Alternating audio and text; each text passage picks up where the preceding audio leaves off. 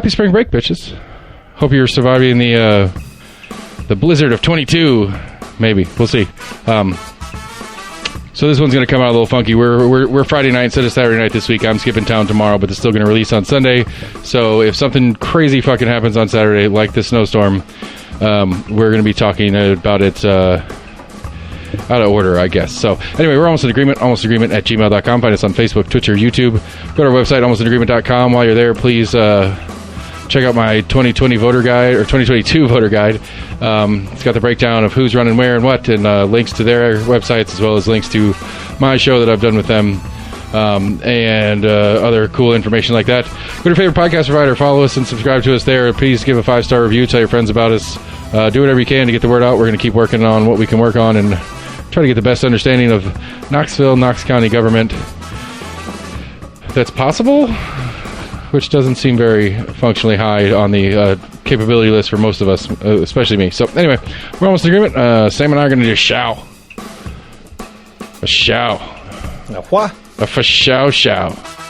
Show time. Hey, buddy, what's happening? Hey.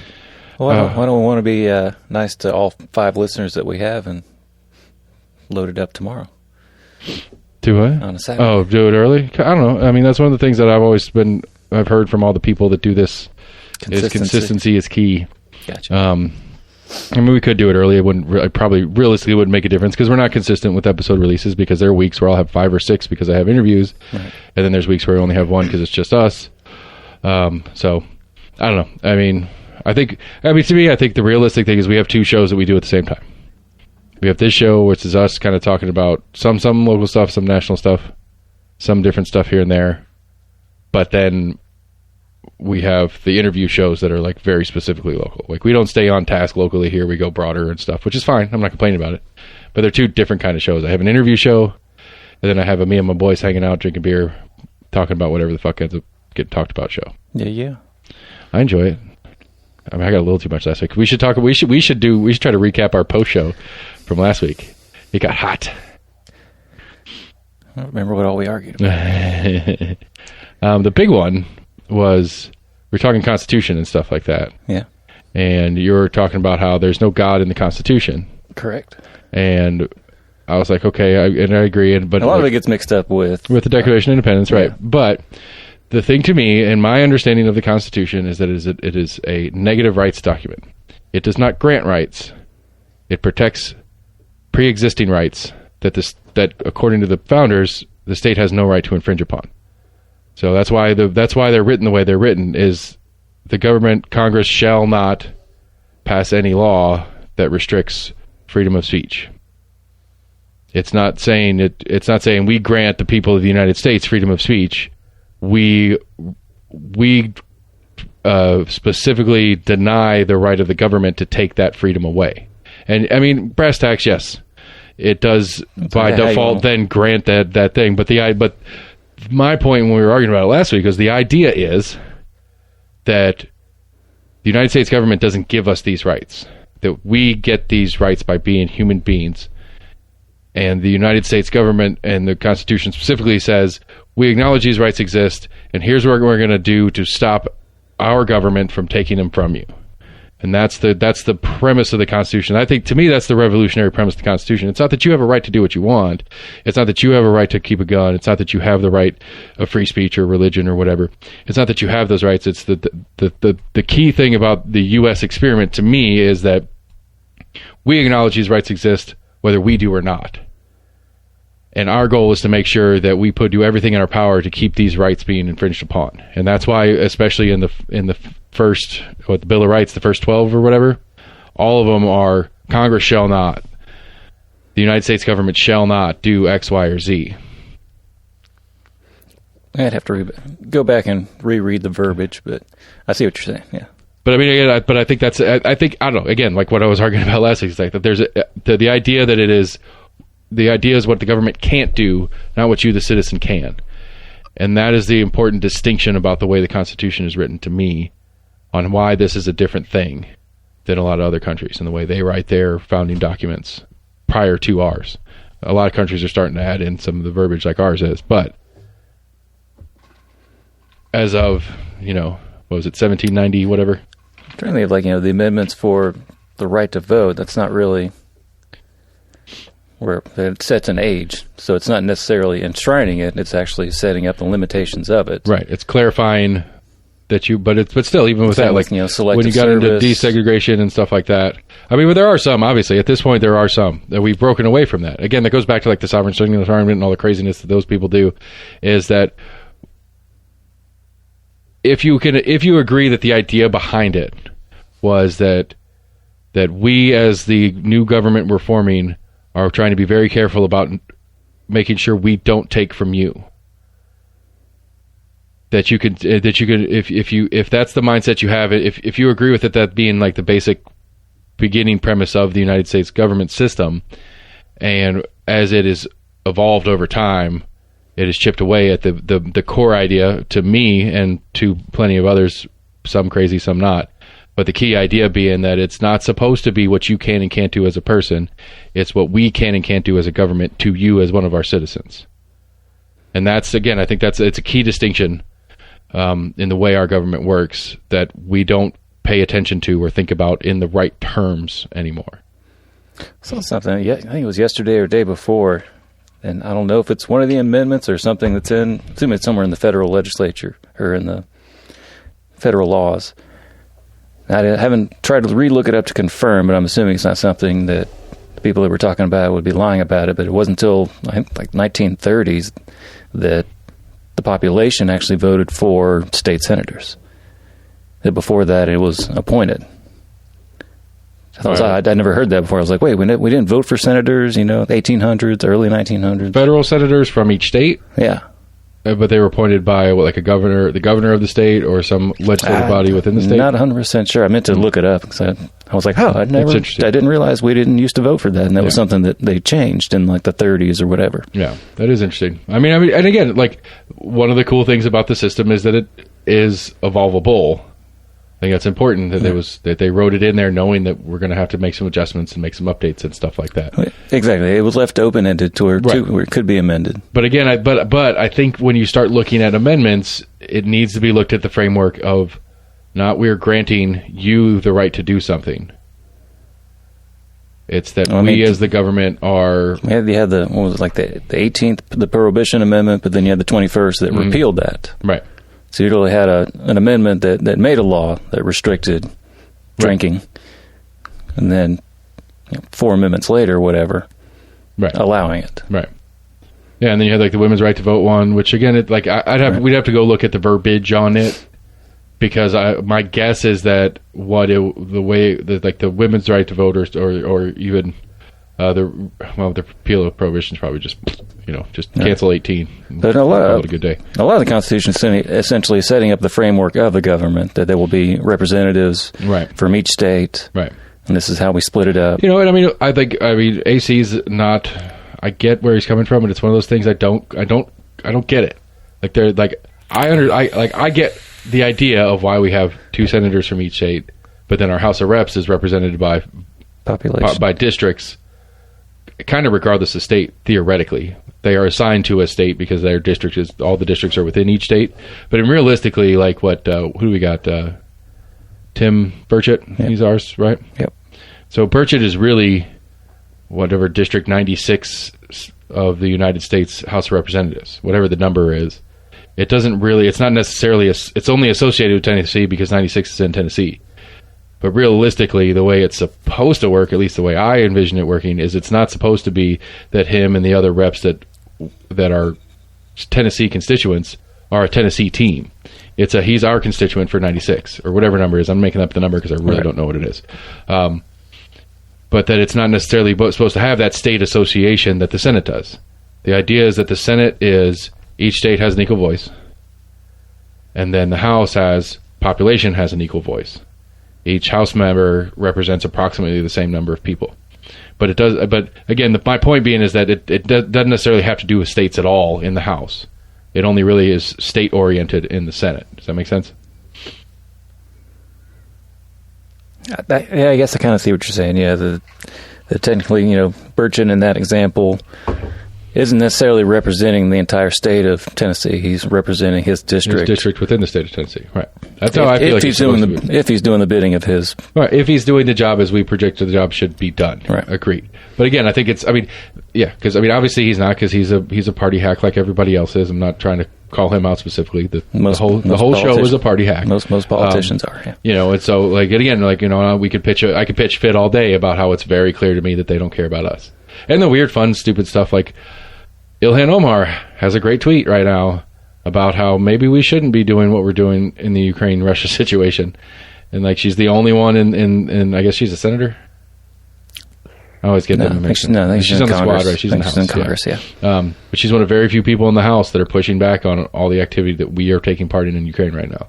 I hadn't heard about it. Yeah, it was basically, it's like, like last time we did something like this is what happened kind of deal. Or I can't remember exactly what she said, but like she got a bunch of like, you're a Russian. In reference to Crimea? No, and like the current Ukraine situation. Okay. I mean, like Biden came out in the presser the other day talking about how he talks to Zelensky a couple times a week. We've already sent over $1 billion in weapons into Ukraine for Ukrainian defense. How the fuck, if you're Putin or any top level Russian person, do you not just take this as I'm at war with the West?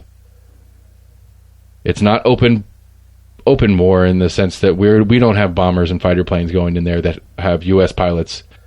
But I mean, hell, there was that whole thing about trying to get some fighter planes in. Right. Yeah. Poland was offering it, but it was like a weird.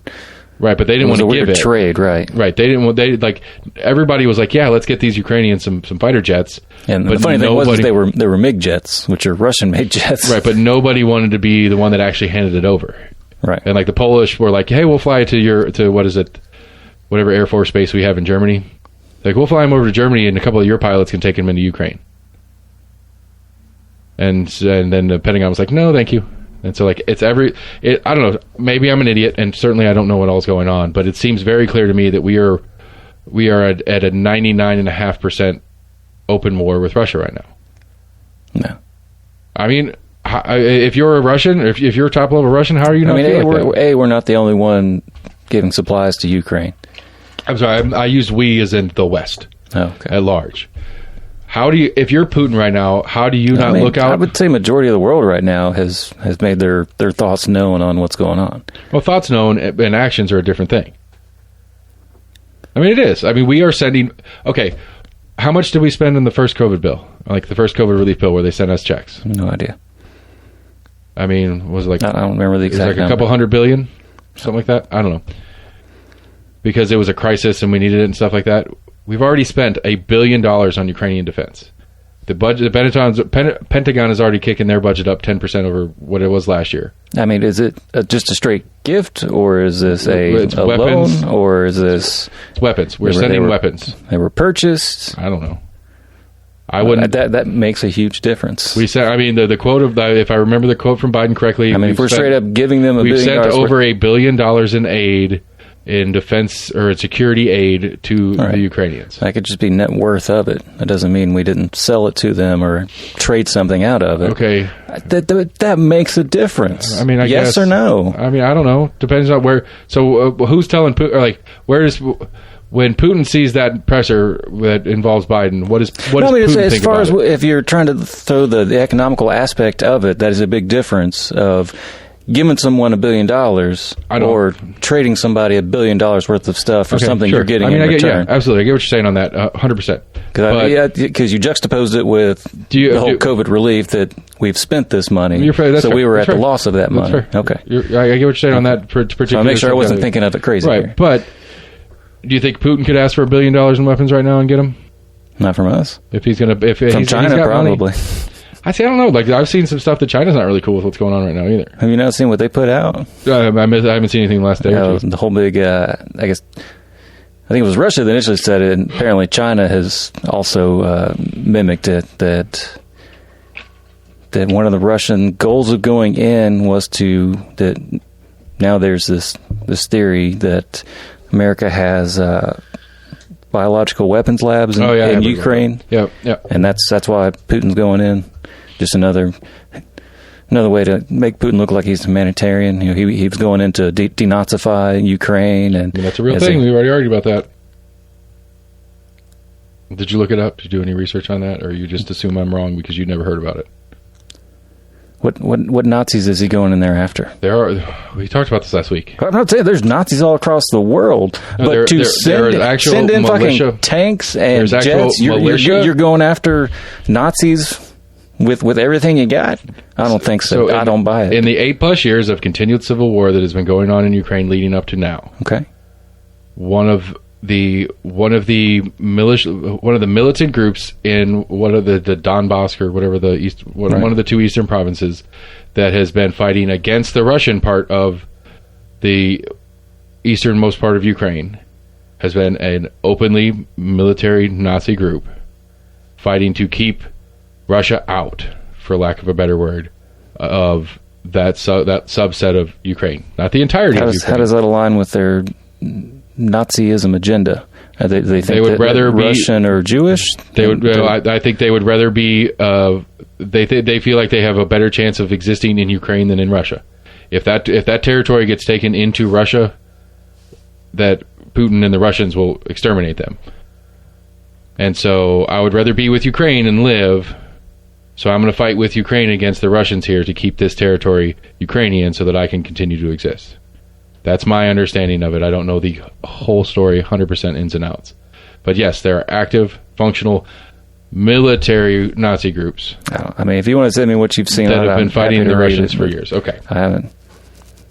But it doesn't, realistically, it doesn't make sense to me whatsoever. That makes sense or not, but realistically, on the grand scheme of things, it's not like this Russian group had any beginnings of the starts of any sort of world conquest sort of conversation that would need a superpower to come in and keep them in check. That's the reality. You're right. Your assertion that Putin is using this as an excuse is correct, whether it's real or not. Are you hearing something? You keep getting a little... Yeah, I keep hearing something weird out of my... I don't know if it's just like a weird connection. Like, is it a click or a buzz? No, it's kind of like a weird, like, girl. It's like... But it only seems to be coming out of my left headphone. Huh. I don't hear it at all. I get a little hum out of the fridge every once in a while. So I didn't know if it was like something creaking. Yeah. Or if it was a loose wire. Sorry. Again, folks, still working on this new microphone set. I don't think it's a microphone. It could just be some weird connection. It might be me electricity going through. Yeah, we got a lot of stuff going on here. But anyway, I agree with you that it is not... I guess my point is that the Nazi thing is real, but not real enough to justify what Putin's doing. Right. It's a good excuse. It's a propaganda tool that Putin is using to say, "Hey, we're going to denazify this section of Ukraine." All right. Now it's we're hunting down biological weapon factories. Right. And again, play the propaganda machine however you need to, Mr. Putin. This is your game. But then, like I said, China in the past day or two has then echoed that. Like, actually put it out on their state media. Well, I mean, they put out like pressers, early pandemic stuff that we planted the coronavirus in Wuhan. That was a U.S. biological weapon that we released in Wuhan intentionally against them. Right. That was a Chinese state media statement back then too. But I don't know. Some of the stuff that I'd heard specifically in the China part of the relationship is in the economic growth portion of China's grand scheme plan or whatever. This does not help them. This is not going to help China out in the long term. And China, if nothing else, China's good at the long game. And so that's why they were kind of like, hey... I don't know if they're just trying to play like the middleman as best as possible and not really want to pick a major side. Yeah. I mean, I think that's probably pretty accurate too. It's like, we're better off just pulling the Switzerland on this. I mean, I would guess that between the U.S., Russia, and China, we probably have a good 60% of like the whole world market. Essentially, you start... I mean, really, Russia's not that important in world markets. It's really not. I mean... Like, if you would have... I heard that Europe gets like 60% of their natural gas. Their energy exports are a big deal, but like in GDP, if I remember correctly, like Italy's bigger, Germany's definitely bigger. France, UK, US, China, Japan, South Korea, Australia. For as far as goods created to then sell in the global market. Right. Not on the global market. They were like flush on natural resources. I mean, they do have a lot of big. They do have a lot of natural resources, but as far as a functional economy that can actually take those resources, turn them into things to make them into goods or services or whatever, and sell them, they don't have the structure to do it as at the at a level to really compete on the world stage. I mean, literally, Italy has a bigger economy than them. Now, I'm sure Italy's got a good chunk of that in tourism dollars, but Italy has a larger economy than them, and Italy's like 1% the size, like 5% the population. They have barely any population comparatively. Might be a little more than 5%, but I speak. I over and under exaggerate as often as possible. Did you see the school board meeting this week? Shift back to local, because that's what we do here. So, I think I read a little bit about it, but apparently, in an interesting bout of dumbassery, the school board gets to vote on ethics complaints on them. So apparently they opened the meeting with a vote to dismiss all the ethics complaints against all of them. And everybody's got one or two for one reason or the other. Just some pissed off. Because, I mean, it really, like, an ethics complaint literally is I can write a letter to whomever and say, Daniel Watson violated his oath of office or whatever by doing this and this and this. Right. And by rule, that then goes into the committee or whatever. It has to at least be looked at. And so, again, I didn't pick Watson randomly out of the air. When the vote came up for that, he abstained, saying, I have outstanding ethics complaints against me, and I don't think it's right that I vote to dismiss complaints when I have one upon me. Good on him to do that. I agree, but didn't stop anybody else from voting on it. And how'd the vote fall? I mean, it passed, so all ethics complaints were dropped or whatever, or were dismissed by the board. And it's like, well, what kind of dumbass format is this? Who do the complaints go to? I mean, there's something that oversees. I don't know. That's a great question. Board? No, there's structure to it, but it's not. As far as I gather on it, it's that they. Or is it just Christie as the chair kind of oversees? I mean, I don't know. I really don't know exactly how the mechanics of it work. Gotcha. But essentially, once it gets to a certain, it gets to somebody, and then it gets listed here, and then it goes on to the agenda, and then it gets voted on by the board. And it's like, this is stupid. Who thought this one up? That it's odd. And so I've got a couple people that have been emailing me that are. One of them was one of the people that gave the ethics complaint. One of the ethics complaints, and she's like, I'd love to come on and talk about it. It's like, I got too many candidates right now. I'll keep you in mind. If I find some time, sure.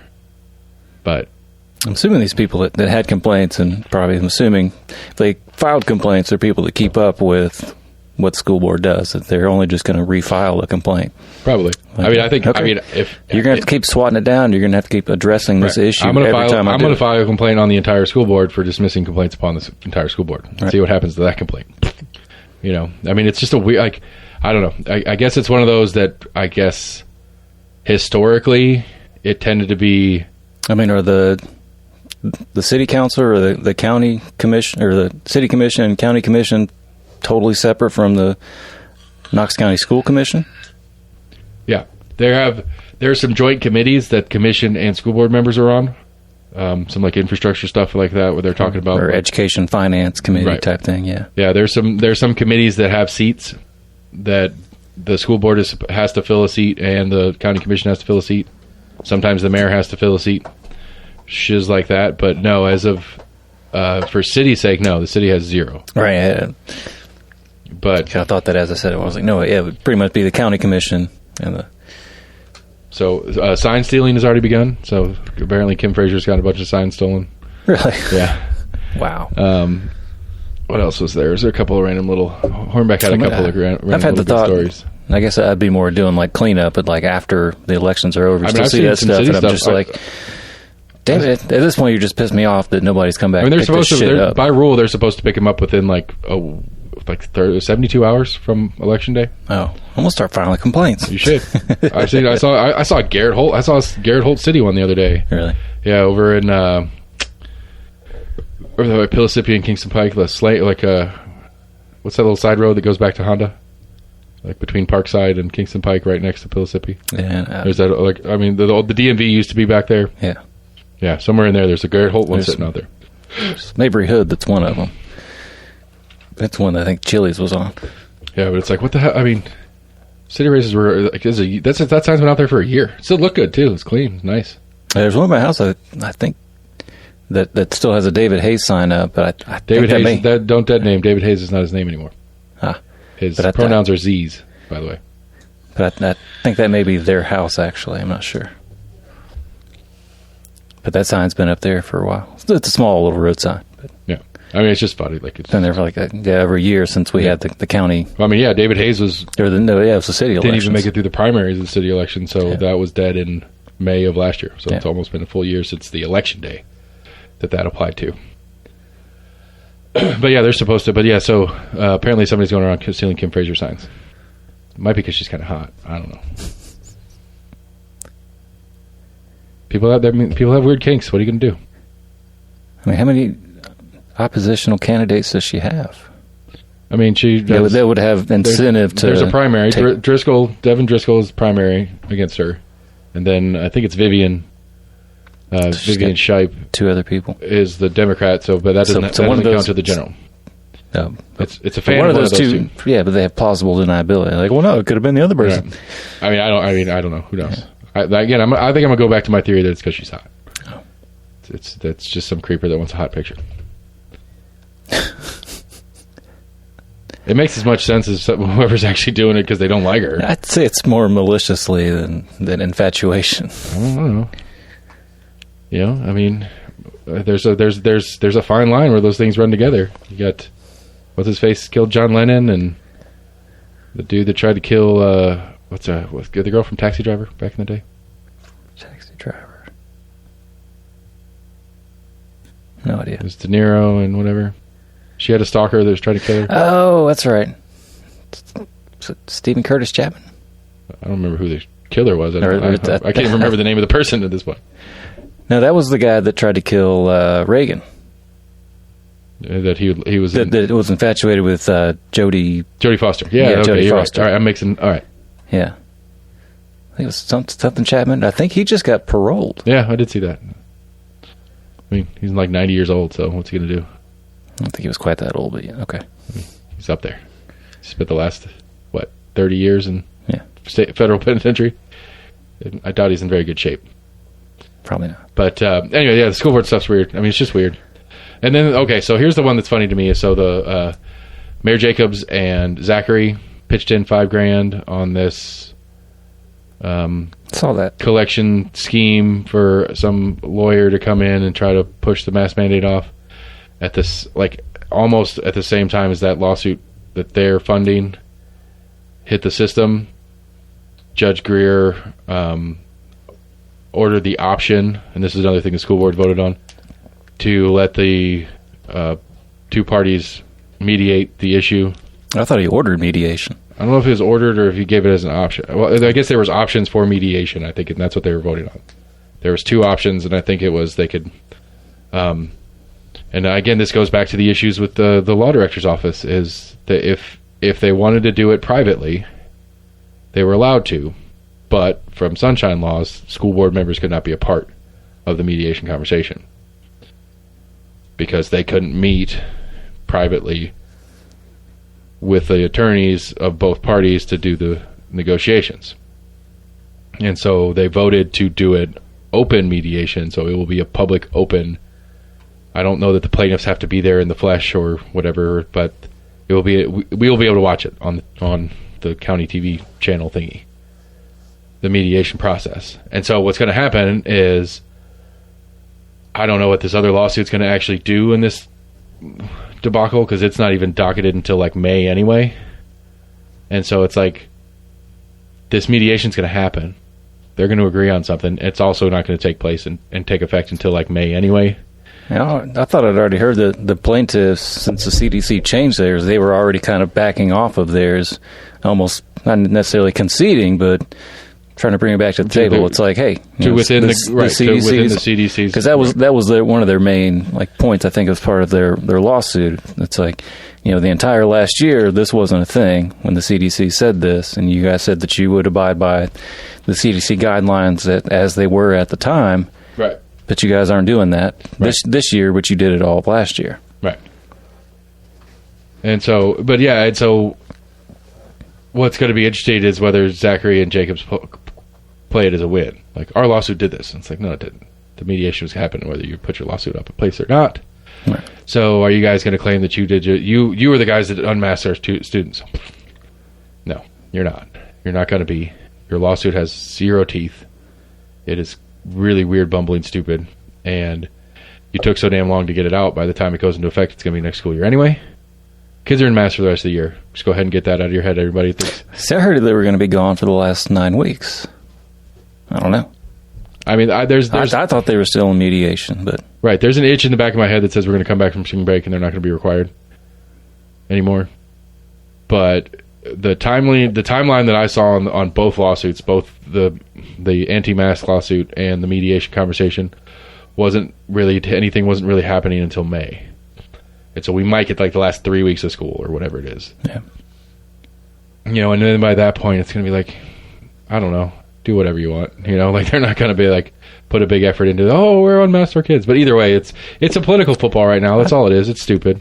I think they'll rescind it before the end of the year. I mean,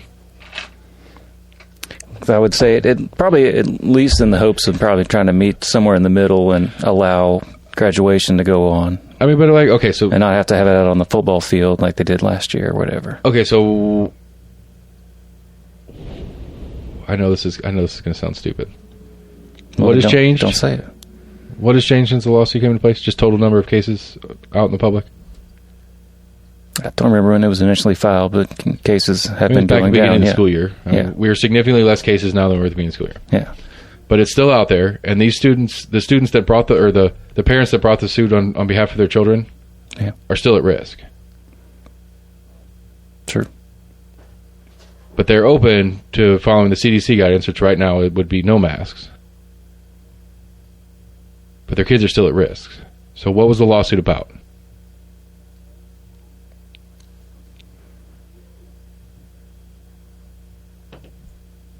I don't know. I mean, immediately, but I mean, I would guess they were looking at the prevalence of it. I mean, when you're looking at community spread, right? I mean, again, I agree. I acknowledge our assumed facts and the difference in time. I 100% agree. There was a ton more cases than there are now, but there are still cases. I got 2 emails this week that we had cases at my kid's school. A case, 2 different times, so at least 2 cases confirmed of students at my kid's school. So the students that have the autoimmune disorders or the respiratory issues or whatever specifically it is that Judge Greer used to justify overriding the county's school board's lack of mask mandate. Eli asked about the ice cream thing. It's in the freezer. Okay. Where do you think the ice cream is, man? Come on. Why can't he ask for himself? Lily, everybody. Anyway, but there's still cases going around in the schools. So these students that brought the suit forward, or the parents of the students who the parents brought the suit for to protect, are still at risk today. Well, not today because school's out for another week. But if school was in on Monday, CDC says we don't have to have masks on them. Their kids are at risk if we go to school Monday. That's not what the CDC does. The CDC recommendation right now is that students are not in masks. Right. So they're open to the idea of what the CDC recommends being what the schools start doing. And that's where this mediation conversation has come from. My point is their kids, whom they brought the suit to protect, are still at risk of serious illness or death due to complications with coronavirus because it's still here. Not in the same numbers. Maybe the percentage points have gone down of how likely they are. Right. But there are still cases going through our schools right now. So those kids are still at risk. If you brought the suit to protect your kids, why are you open to the idea of loosening the protection on your kids now? That's what I'm confused on. I'm not saying they're wrong. I'm not saying anything else. I'm just saying, yes, I agree that the total number of cases has gone down. And since the total number of cases is down, the percentage chance of you coming in contact with someone goes down as well. But they still exist. And if the point was, keep all the students in mask to protect my kids from picking up coronavirus from other kids. That's the point of the lawsuit. The injunction was filed. We're in a stay until the lawsuit can be settled. Their kids are still at risk of getting coronavirus from other kids at their school right now. But they're open to mediating and following the recommendations of the CDC, which right now is to not mask kids in school. So what was the point of their lawsuit if it was to protect their kids? They're softening their protection of their kids right now. That's what I'm confused on. It seems like you understand it, but then you are saying you're confused. Yes. They put the lawsuit in. I don't know what school their kids go to. I think it's across the county. I don't think it's. Okay. They're not all at one school. I don't believe. Okay, and so I don't think they've ever released what schools they're at. We can try to pull up the dashboard for the Knox County schools and see how many cases are out, and it breaks it down by school and stuff like that. But I would assume, and I'm pretty sure I'm right on this, is that week in and week out, up to and including today, almost every school in Knox County is having a case or two, a confirmed case or two, a kid out for a confirmed case or two. Every school. So these kids go to one of those schools. All right. Now, it's not 20, 30, 50 kids at the school. It's one or two. But the virus is still out in and among the public in the schools. The point of filing the lawsuit was to get the mask back on to protect their kids from the virus that's still in the school. The virus is still in the schools, but they're open to the idea of taking the masks off now. And the only thing that's changed is total numbers. The virus is still here. So, if the point was to protect their children, why are they stopping now? Rephrase that. Why are they open to stopping now? I mean, I'd like to think in some instances they're trying to give a little. I don't a little ground and to actually pull back from the actual requirement of it. But at the same token, they also filed a separate lawsuit because, as most people know, those policies weren't being strictly enforced. Sure, I mean I agree that's a separate aside, but yeah. I mean, again, I'm not trying to say that the Knox County Schools has done everything correctly here or been a good steward of their responsibility or anything like that. Nobody's perfect. Nobody ever says that. But I'm trying to understand the mindset of if I'm that parent. Yeah. If I'm one of these two parents or three parents, excuse me. If I'm one of these parents, that was five. I don't know. Whatever. That felt the necessity to protect the life of my child, to file a lawsuit against Knox County Schools, State of Tennessee. All the names they put on there's like 20 different defendants for the original filing. It's now narrowed down to whatever. But I was so afraid for my children to either be in physical danger because of illness, be in physical danger, and that I saw it as a failure to follow the ADA. That there was the reasonable accommodation, crazy phrasing thing, but that I was like, you know what, it's not safe for my kids if they don't take this reasonable accommodation in Knox County Schools so that my kids can go and be a part of this, because they're required to make it so that my kids can be a part of this. Okay. So that was the point. That was the initiation of the lawsuit. It's like, you have to include my kids. You have to take reasonable accommodation to protect my kids. This is the thing that we say that's going to make the reasonable accommodation. The judge agrees, files an injunction, and it's a stay until the lawsuit can be settled that we're putting masks back on the kids. Right? Okay. So that's the front end of this thing. I'm still that parent. It is still a health... I would assume if it was a health risk then to my kid, it's a health risk to my kid now. And that reasonable accommodation still exists as a reasonable way to keep my kid from picking up this virus and dying, is that the other kids, including my kid, wear a mask. Why does that stop now just because the numbers are down?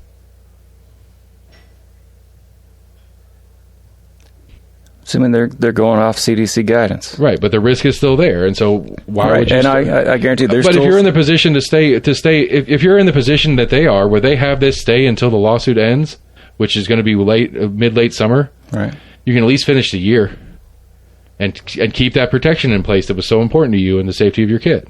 Why would you be open to backing off of it when the same threat still exists to your kid? And this is a reasonable accommodation to lower that threat. I don't know. I can't speak for these parents as to why they're doing it. Okay, can you put yourself in their heads? What do you think? Why do you think they're now backing off of it? I don't know. That's why I'm very confused on it. Like, it doesn't make sense to me. It doesn't make sense to me, especially in being on the stronger side of the position that they are, and that they get to do this anonymously because there's minors involved and all that kind of stuff. I would assume at this point it's pretty well known in circles of who the people are and who the students are. I would assume, possibly, as much as it's been tried to stay under wraps or whatever. But I'd assume that they're known people. A lot of schools know, the kid that's going through chemotherapy or whatever. Right. I don't know who it is, but I don't know. I guess me as a parent, if I felt that my kid was threatened enough that I was going to go through the extreme measure, especially, we all sit here and talk about underfunding schools and all this kind of stuff. If I'm going to go through the extreme measure, especially if I have a kid with disabilities, because of the extra cost that the kid with disabilities requires in the school system, the extreme measure to go after the one thing we all agree there isn't enough in schools, I think I would stick to that. I would think I would stick to that till the end. If it was that important to me to take that measure to protect my kid, then I would stick with it to the end. I don't know why would you quit halfway through? I mean, I don't know if they've kind of done their lawyers have done a general polling and was like, if we fight this much longer, this isn't going to go through. So I mean, essentially everybody's kind of split, kind of 40-60, 50-50. But I mean, it's direction. It's not an election that's going to change it. Who cares what the public thinks? Especially if they don't know who you are as the person. Like you said, most people have probably figured it out. Right. I mean, I agree. I apologize. Which means maybe they've probably already started getting threats since they've been narrowed down. Maybe. And that sucks, and that's not cool. And y'all not do that. That's why a lot of election commissioners, I read a crazy story the other day. It was like 60 to 70% of election workers that have been working have now said they don't want to do it anymore because of the threats that have been hurled left and right at both sides, essentially. Yeah. And we got a problem. We got a big problem with that. I mean, same thing has happened with teachers. A lot of teachers have gotten burnout. Mm-hmm. A lot of teachers getting yelled at for supposedly teaching this or that, or not teaching this or that. I didn't like that.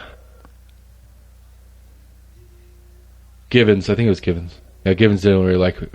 No, it was Cat Bike. That's the only one I had this week. Cat Bike's District 4. She's running for District 4 school board. That's last name, or it's Cat Bike?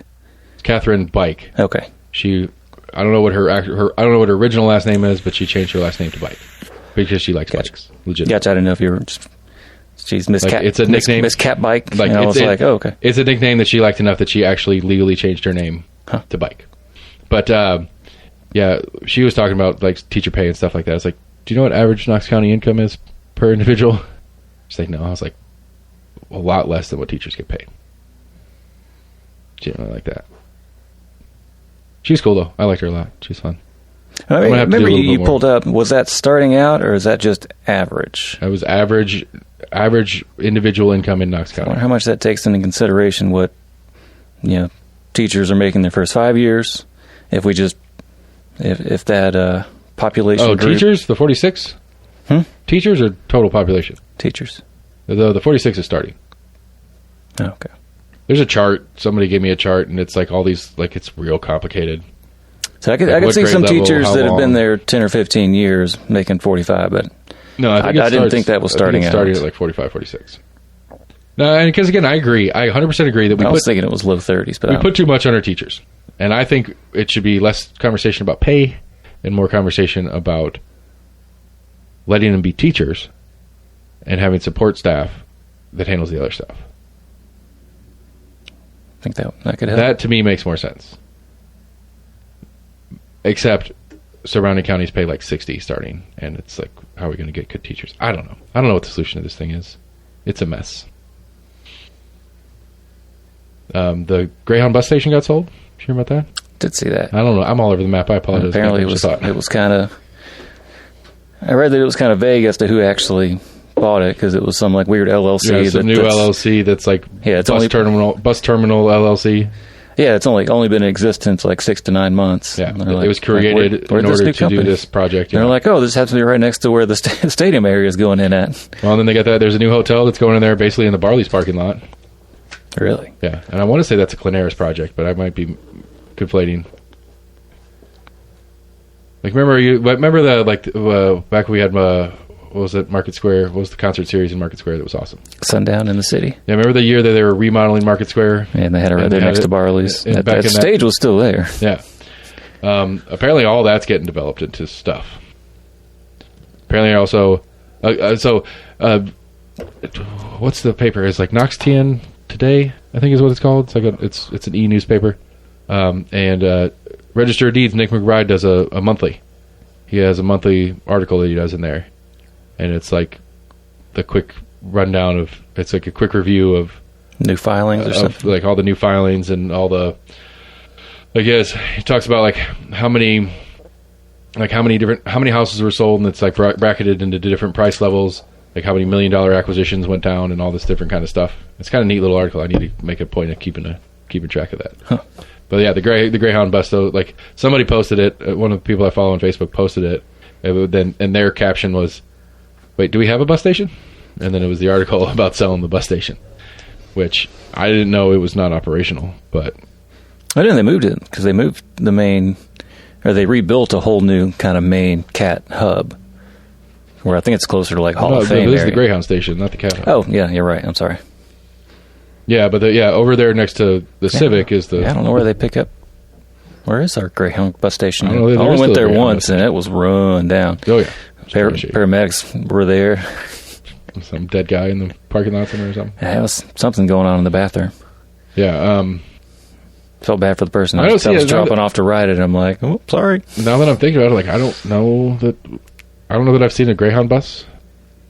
There was that other bus company that was kind of doing a thing for a while. Yeah, I don't know if that's still doing it. I think the pandemic, I would assume they kept offering it was like, $1 or $10 rides to DC. Yeah. Free Wi-Fi.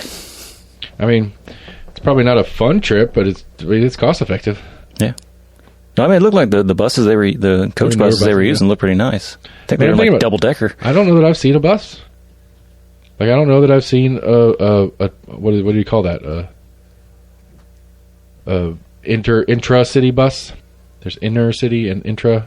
Yeah. And I don't know that I've seen an intra-city bus anywhere around. Occasionally see him driving down the interstate, but we're also have two major interstates to go through town. I haven't seen one on the interstate in a while. That's what I'm trying to think of. I'm trying to think if I've seen a Greyhound bus or whatever this other one is. I mean, I see like the premier buses that right. Take the chartered out. Right. Take the baseball team, like the ones that we rode in band and stuff like that. Right. It's a good little interesting little story. And I wonder what killed it. I'd say the pandemic did a good whopping to that industry. There's a lot less travel. Yeah.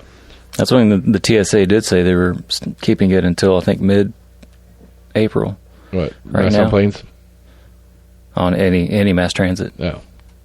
I mean, I don't know. Like, to me, I've, through the whole thing, it was annoying, but it was never that big a deal to me. Going in when I would go into stores or whatever, be inside, wear a mask, whatever, be around a bunch of people, wear a mask, whatever. All right. Was like, I didn't look forward to it, but it wasn't like, this is bullshit, I don't want to fucking do this. All right. This is infringing on my freedoms. Boo. No, I can't breathe. This is annoying. And I will say anecdotally that I tried to play dodgeball with my kids and a bunch of other scouts with a mask on, and I was hurting. It's also because I'm old and fat. All right, I was about to say, don't try to blame it all on the mask now. I'm gonna put a little bit of that on the mask. A little bit. I'd say like 5% of my total. Was your my mask God, I'm gonna die. Tight fitting or something? Do what? Were you breathing 100% just through the mask? Was it tight fitting? I don't know. Okay. It's just the same. The surgery mask I've been wearing the whole time. Yeah. So it wasn't really blocking airflow. Not much, no. Okay. Again, I acknowledge that there's more to it than just the mask. I'm an old fat man. Thank you very much. But I don't know but I do. I'm over it for the kids. Like I don't like it's at this point. This is the legal system. I mean, debacle in play instead of it being actually about. I get the argument when you're teaching, a child like new words and how to say it, but I don't think that really goes beyond like second grade, to where you're really needing to be able to see. I was thinking about this the other day. And, dude, I do it. I think it was earlier today. I was thinking about it because I guess there was a man on Sesame Street that just passed away that had been on there for years, but. It's like, we learned a lot of our words like from Sesame Street watching puppet mouths move, teaching us words. Yeah, but I mean, it's beneficial to be able to see how the mouth moves. But it's also about that kind of repetition of back and forth of saying a funny word and trying to help a child say it correctly. Right, but I've had occasions where I couldn't understand an adult speaking to me. Right. At a decent volume, not loud, not too quiet. Like it was, I don't think it was too quiet that I shouldn't have heard it. Right. But I could not hear and understand what they were saying to me. Right. Like me to you, what are we, 5 feet apart? Talking like we're talking now, the difference in a mask is significant. I talk to a lot of people. I have trouble understanding whether it's their odd accent or just lazy tongue, or they like people like myself that like to mumble like a motherfucker.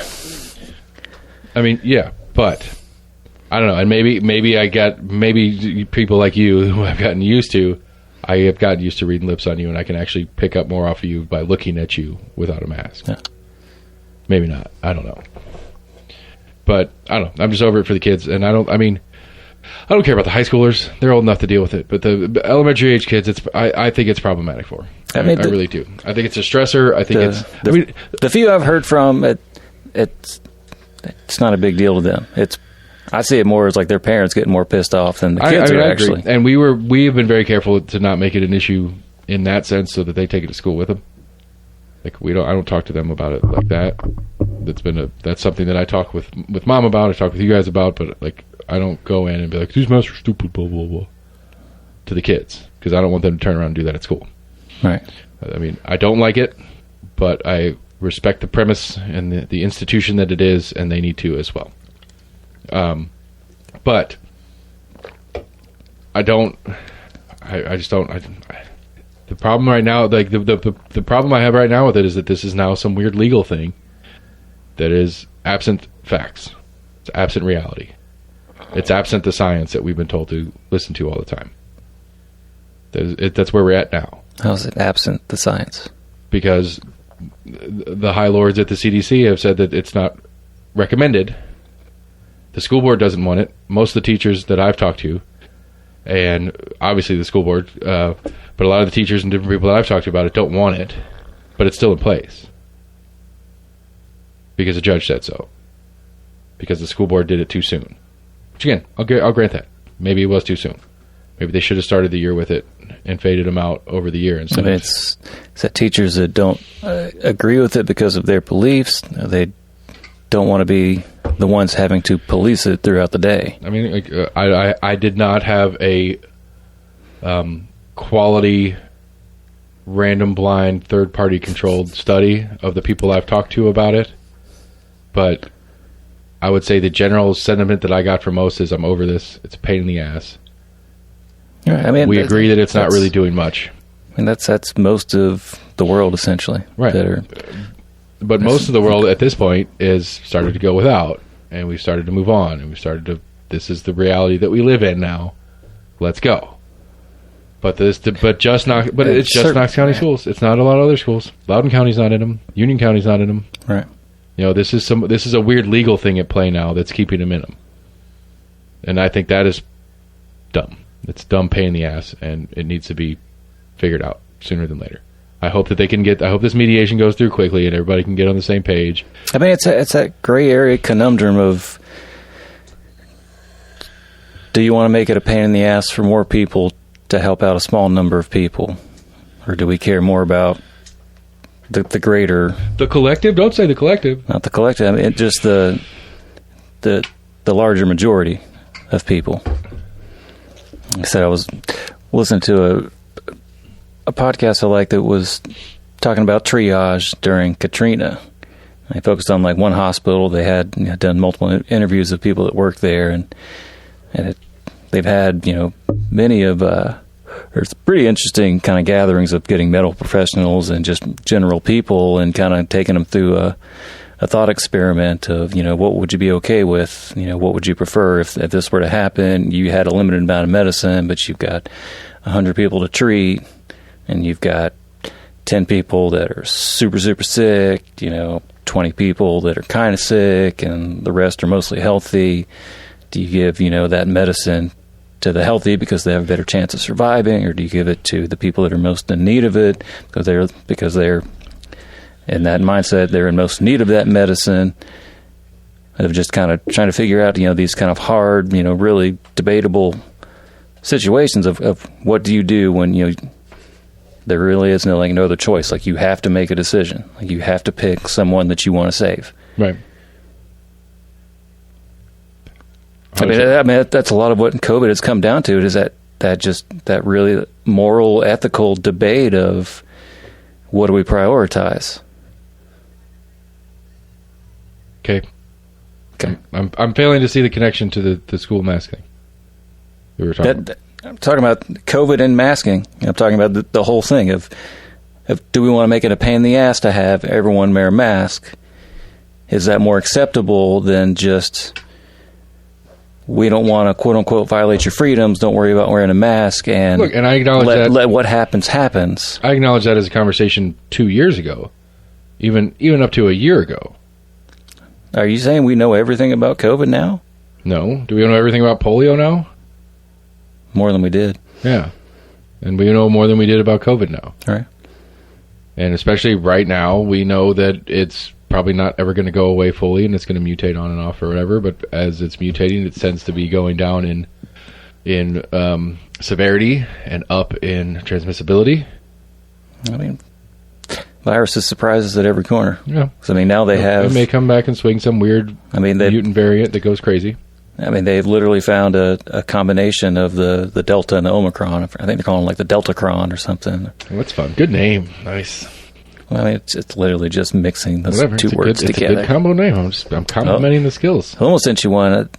There was a couple studies that have been done with COVID. They found COVID in deers. Mm-hmm. I think one was in, Maryland, where they found 30 deers. Some had been shot by hunters. Some were, carcasses on the side of the road, and they tested them, and it was a very high percentage rate. Comparatively, it was something like 30% were infected with COVID. Yeah. A lot of them were earlier strains, like some of the alpha strains or whatever. And I think there was a medical school in Canada that did a similar study. I wonder if they're in moose and elk. Wouldn't see why not. Well, they did. They were pretty close. I think they did put out, it was, they called it they said it was ungulans, which would be, I guess, deer and elk. They said deer, field mice, and they listed a couple other small rodents or whatever that I guess were more, they've figured out that are more susceptible to, I guess, the common variants that are going around. But they've also found a case of a variant that was in a deer then getting reciprocated back to a human. It's only been a few cases, but they've actually found evidence of a virus going from human to animal, mutating, and then back into human. Yeah. Could get fun. We're going to die. Viruses are... Yeah. Their main goal is to survive. Right, just like everything else. Right. I mean, like all species, regardless of type. No, there are some altruistic things. Viruses are? There's some altruistic viruses? What? No, I'm trying to remember. It was a bacteria. It was one that I had forgotten, or a section of it I'd forgotten in the one podcast that you and I listened to on the way out to the hunting grounds about altruism. And it was some kind of weird, bacteria that they all kind of collectively get together. But out of, say if you had 100 bacteria particles or whatever, it was somewhere 20 or 30%, they would essentially sacrifice themselves for the other ones to survive. Okay. Just saying procreation is not altruistic. It's pretty selfish, technically. That wasn't procreation. Those are established things that the bacteria. But the longevity without a mindset, sacrifice. The longevity of the species is more important than the individual species. That's not altruism. If we don't do this thing, and it's bacteria. They might be thinking about it. I'm not high, so I don't know. No, I'm not saying there was any higher level brain functioning of it. But the idea is that this is a. It was literally, I guess, in their realization of DNA of how their life process. This self-sacrifice sustains the species. Yeah. Not thought of because they're bacteria, but it's part of the process for that species. I get it. I still argue that altruism's not real. Or it's not used correctly. Maybe that's a better way to say it. It's generally not used correctly. How so? So, like Mr. Beast, Mr. Beast is on the YouTubes. Yeah, did you see he was on Rogan a couple days ago? That's what I was talking to him about it. Like, he is probably, by generic definition, not mine, but by generic definition, one of the most altruistic people out there. Wow. Because, like, he doesn't, like, he lives in it, he does, like, I think he's like, I bought a Tesla, but other than that, like, he doesn't spend his money on him. He either reinvests it, or he does a bunch of philanthropic stuff, or he does a bunch of stuff where he intentionally is doing it. It's profitable for him, but a big chunk of the process of it. So that's altruistic? A big chunk of the so if you do process. If you do things mostly that aren't to your benefit, you're altruistic. No. Well, yeah, general definition, sure. General people out there in everybody else's definition, yeah, probably. But like he does, like he has a philanthropic channel that he does, and everything the channel does, all the money the channel makes, it goes into there. They have he has a food pantry he started and some other stuff like that. He's a really cool dude. Like, he does some really cool stuff. He's like 23. Yeah. Talking about doing like this one. They did a Squid Games video where it was like a in real life version of Squid Games kind of thing they put together. He said it cost him like $4 million to produce this thing. I was like, what? We're talking like top level money. I'm getting that beep. I got that at that time. That's just, we're getting some signal off of something coming in, whether it's kids probably upstairs playing games or whatever, picking up off of their devices. It's weird. It's only like coming through in like one of my ears. Left ear? Yeah. Yeah, me too. Congratulations, everybody, because you probably didn't hear it, but whatever. But anyway, it was really cool. It was a fun one. I haven't finished it yet, but it's a really, really fun one. He does some really cool stuff. I applaud him for it. That's wonderful. I people like him make me hopeful for the future because he's a good dude, does good stuff. I'm not a huge fan of his content, but I've watched some of it with kids, and it's kind of fun. Like, it's not an art form that I appreciate, but my kids do. And even though he cusses like a fucking sailor, it was really funny. I've seen him a bunch with kids and stuff, and he never cusses in his videos. But like, he was just talking to Rogan, just fuck this shit, fuck, goddamn, whatever. Just very, and not uncomfortable because it was uncomfortable speech patterns or whatever. But it's just like, you're not like that. That's not cool. But well, he gets demonetized if he does that on YouTube. Right, but many times. I think you're allowed like so many curse words like per minute. Yeah, and when little I've seen him watching a couple like YouTube things, and there's some of them within like the first like 10 minutes of it, because they know most people will only watch the first little bit of an hour long YouTube video. Yeah, but he gives me hope. I'm hopeful that people like that exist, and that. So he's altruistic, but you don't think altruism exists? I think he's altruistic by the definition of the way you use the word altruism. Yes. I don't think he is. You don't think so? No. Like just going out and finding people and giving them hundreds of thousands of dollars, doing stupid little contests that are way undervalued. I can't look into his heart and his actual like reasoning of it, but from the outset and what little I know, or looking at it from the outside perspective of it, he's still getting views. He gets publicity for doing that. He's well known for doing that, right? Which also gives him more exposure, which I'm assuming also gives him more funding from YouTube for each video that he puts on. Right, gets other partnerships with other companies that do like. So he did a Thanksgiving one. So I wouldn't consider that altruistic because he is gaining from these good things. But he did like for a Thanksgiving one, he did like a 20,000 turkey giveaway thing, and the partner was a company that was a turkey processor, and so he didn't pay for any of the turkeys and whatever. But it was on his philanthropy channel, and so all the funding went into other stuff that they do. All right. But anyway, my point was that he gives me hope for my kids, that a person like that, who, yeah, he takes his and whatever, that's fine with me. And he's built a company, and he's got like 100 plus employees now, and all this kind of crazy stuff that he does, is successful. I mean, that he's looked up to, and that there are kids out there that want to be YouTubers, and that is a role model for them, and I'm okay with that as a role model. And then there's Ozzy Man. I mean, I'm definitely okay with him using that platform as a promotion of doing good deeds. Yeah. I like it. I like him a lot. I don't like his stuff, but I like it that he exists. I went out, like, I actually, because he was on Rogan, it reminded me, and so I went and subscribed to his channel just to give him another subscriber, just so we can make another nickel an episode or whatever. I mean, okay, so, but I mean, like, the power, like, I mean, what's scary about him is the power he could have if he loses his shit and goes like maniacal, evil, movie villain one day. Right. He has twice the viewership of Netflix on average in a time period. Like, Netflix, massive, huge thing. Right. He's on Rogan's podcast. Right. Which one has more content? He's on Rogan's podcast and has Rogan, the little guy in the room, for lack of a better word, as far as the sphere of influence or whatever you want to call it. He's a big fucking deal. Like, it's crazy. It's just crazy to me. Like, I think it's. I hope he stays cool. That's I guess all I got to say about him. I mean, I find that on a kind of side note, I do find that like astounding that some of these social media influencers, not some of the influencers like TikTok jackasses that go on vacation and they just kind of look how awesome my life is. Yeah, and then ask for money to go on another vacation or whatever. Like, please help me and send me more money so I can go on more vacations. Me and Mercedes to go to Ibiza so we can give you guys some more content.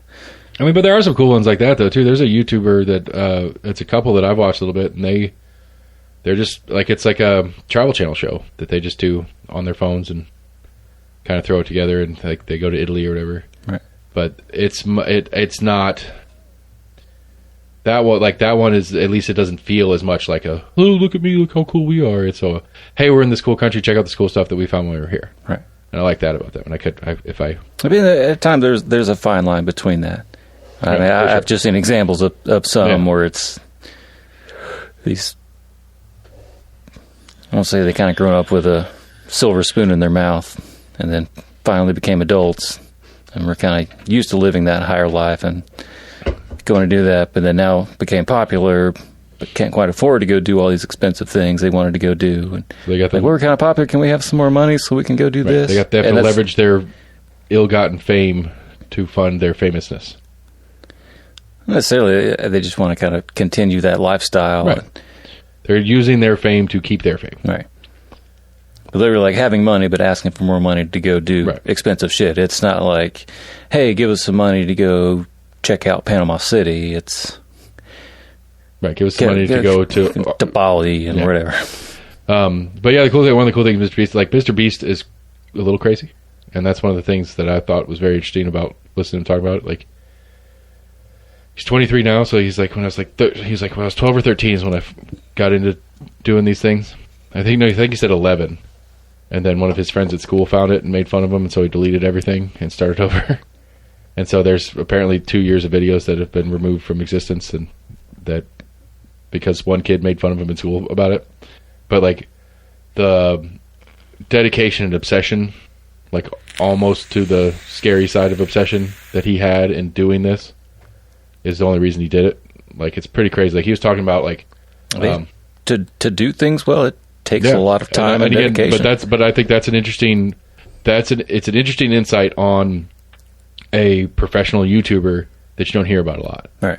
You think like everybody takes it as they're just fucking around making videos, making millions. Like, because Max always does that thing. Or they were able to kind of stumble upon getting a whole bunch of viewers that they got one viewer, and because they started becoming popular, it started getting fed into recommended Well, like Max does the thing where, like, when we get talking about school stuff, what are kids going to be doing when they graduate? Like, if you're a kindergartner now, what are you doing? What's the work life going to be when you get out of high school, right? Like, we've had that conversation 1,000 times, and every time we do it, Max goes into this thing like, we ask a kid right now what they want to be a YouTuber.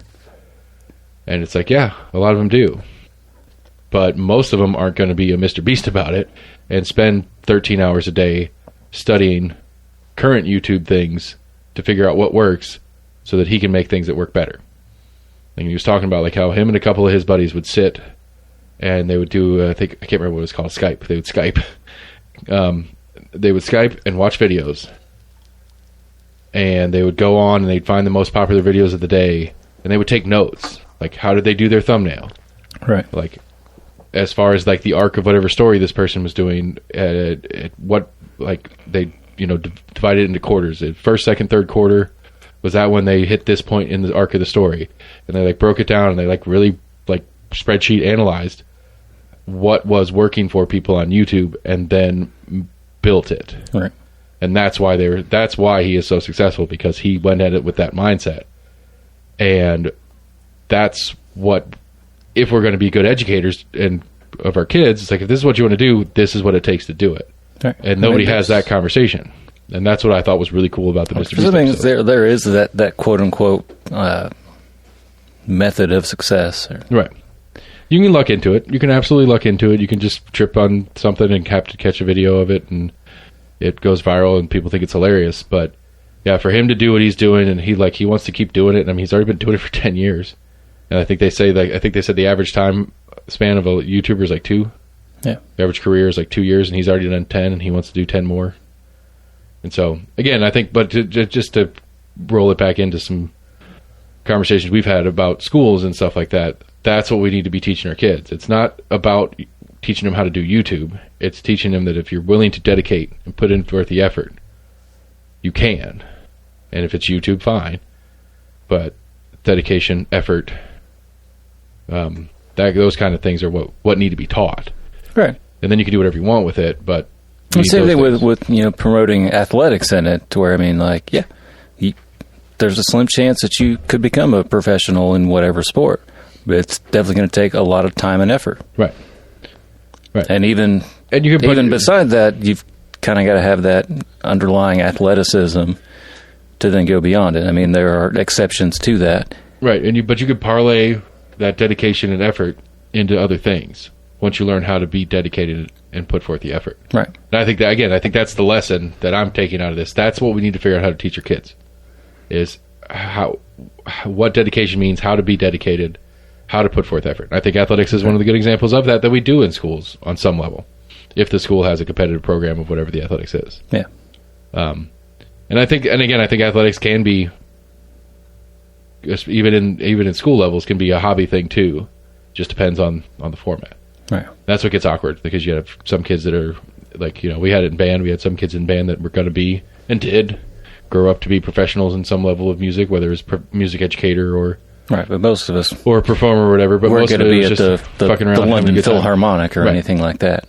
Right. And so I could see how being the one that's super dedicated gets really frustrating though. when you're on a team full of hobbyists and you're the professional, that could be rough. Yeah. But what else is going on local?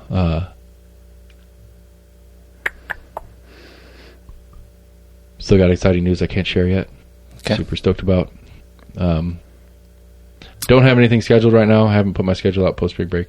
I'm going to slow down a little bit. It got a little bit too crazy there. I had 1 week I did like 6. It was literally day job, get home with like 5 minutes to set the room up, do a show, get them out, do another show, get them out, get the kids from school, do this, do that, do just normal life stuff. Squeeze in some time to fix those, get them posted, and did that a couple days in 1 week, and it was like, this is too much, I need to back up.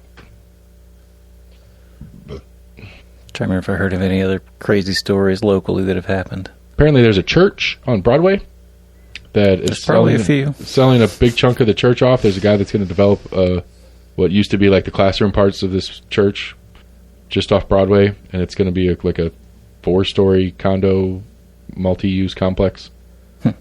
Again, right there, just up from the baseball stadium. I mean, it's already done what it's promised. It's already doing what it's promised. We've got I think it's a $22 million hotel. That's the Barley's one. When that's all said and done. Then this one that's just up the street. We were short on hotels? We're always short on hotels, apparently. I don't understand that. Like, that's, like, whatever. I mean, that's a whole separate thing. I mean, I get it. And I think that hotel's getting a TIF, too.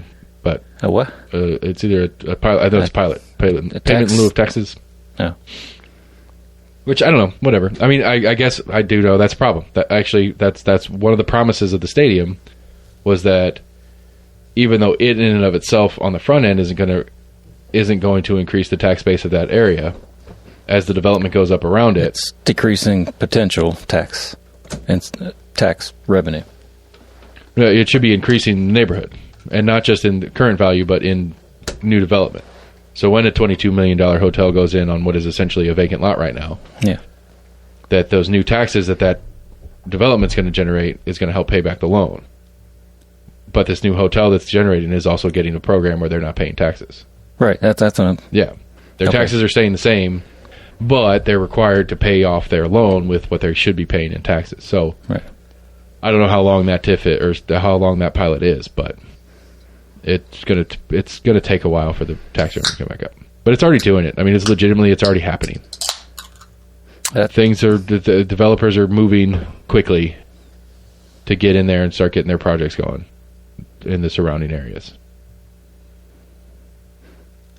I know we talked about it before. I'm pretty sure I had brought it up about the ability of some businesses, I guess, to start up and kind of being able to have that possibility of failing. And I couldn't remember what format that was, and I think it's in LLCs. I think was what I found recently. To essentially, someone can start an LLC, and I think the only thing that stops them from essentially going bankrupt is they have to sell off all their assets, but then anything past that, they can essentially just start over again. Right.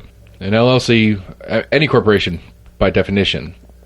I don't know the difference between why they would differentiate a limited liability corporation versus if there's a different way you actually set it. There's a bunch of different stuff, but the LLC... That's what I assume if there's LLCs, there's other levels of corporation entity. LLC is the most commonly used one, and essentially what it does is you start an LLC, and any assets that the LLC controls are the property of the LLC. And the limited liability part is that any liability that the LLC takes on is only on the LLC, not on the controlling shareholders of the LLC. Right. And so it's common use like we did. Right. In that we started a business, and ours is more for like the reason behind why it's commonly used for small business is that the litigative nature that we live in now, where people slip and fall and sue for $1 million, right? And those kind of lawsuits that often pop up, especially against smaller businesses, because they have less funding to hire good attorneys to fight these things off. They can only go after what the business is and so capable of providing. Right. So what an LLC does for me is it protects me, my household, my kids, my vehicles from those type of situations. So if the company gets sued because somebody, slips and busts their head on the toilet and tries to sue us for $1 million successfully, right, and then we have to pay that out, the courts can't come after my house and my car and my things. They can only come after property of the company. Right. And so, you get a lot of weird ones where you have multiple LLCs in the same body, which is a fun one. There's a guy I know that has a restaurant. He has 2 LLCs. The restaurant is one, and then he has an equipment company. Right. So all the equipment in the restaurant is owned by one LLC, and then the restaurant itself is owned by another. So if something was to happen in the restaurant and he gets sued, he doesn't lose all his equipment either. Right. That's where it gets a little hazy, and I get it being kind of gray area. It's this shell game to hide yourself from losses. But again, in most of the stories that I know about it, on people in our level of conversation, it's to protect from those kind of lawsuit things. Where what I think you're leaning into is where, let's say, hypothetically, we're talking about this bus station, this company that just got formed. It's an LLC. It's like a bus terminal LLC, I think is what the name was. A group of investors gets together, builds this LLC, and with this sole intent that they're going to take the bus station, they're going to remodel it into some cool, trendy venue or something like that, right? And so they go out and they're hiring contractors and they're spending all this money. They bought the piece of land for $1.5 million with the building on it and all that kind of stuff. And the wheels fall off, whatever it is. They never even get open. But they've got debts to, they have the mortgage on the property itself. They've got debts to the contractors that have done work for them that they haven't paid yet, all these different things. Right. And they go under. Well, they built that LLC to keep them. I mean, this was a Trump move too. I guess that's what everybody says Trump used to do all the time too, is he'd go bankrupt and not pay the contractors to do the work. But, essentially the contractors should have access to any assets that are available in the LLC, which would include the building. So at some point the building sales, they get cash from the sale of the building, stuff like that, right. Theoretically. But I don't know. I mean, before I was trying to think if I saw it mentioned at some point of talking about businesses that I think they were more juxtaposing it with an average citizen that would go into bankrupt for debt or whatever, to where you've got situations where businesses can rack up debt and walk away and not really be liable personally for it. Right. Because again, there are occasions where LLCs own other LLCs. Or like the restaurant example I was saying before. Right. Like the equipment side could rack up debt. He could be buying right. equipment from an equipment manufacturer on credit and then not paying it. They can come get their equipment back. Right. But past that, they can't. I think I've seen it more in someone just having the aspiration to open up a restaurant or whatever and racking up debt, and they're like, okay, well, and kind of like an investment venture or whatever. Right. Decided to go into this, like, okay, that failed. Well, we'll shutter that, and I'll try a different business. Yeah.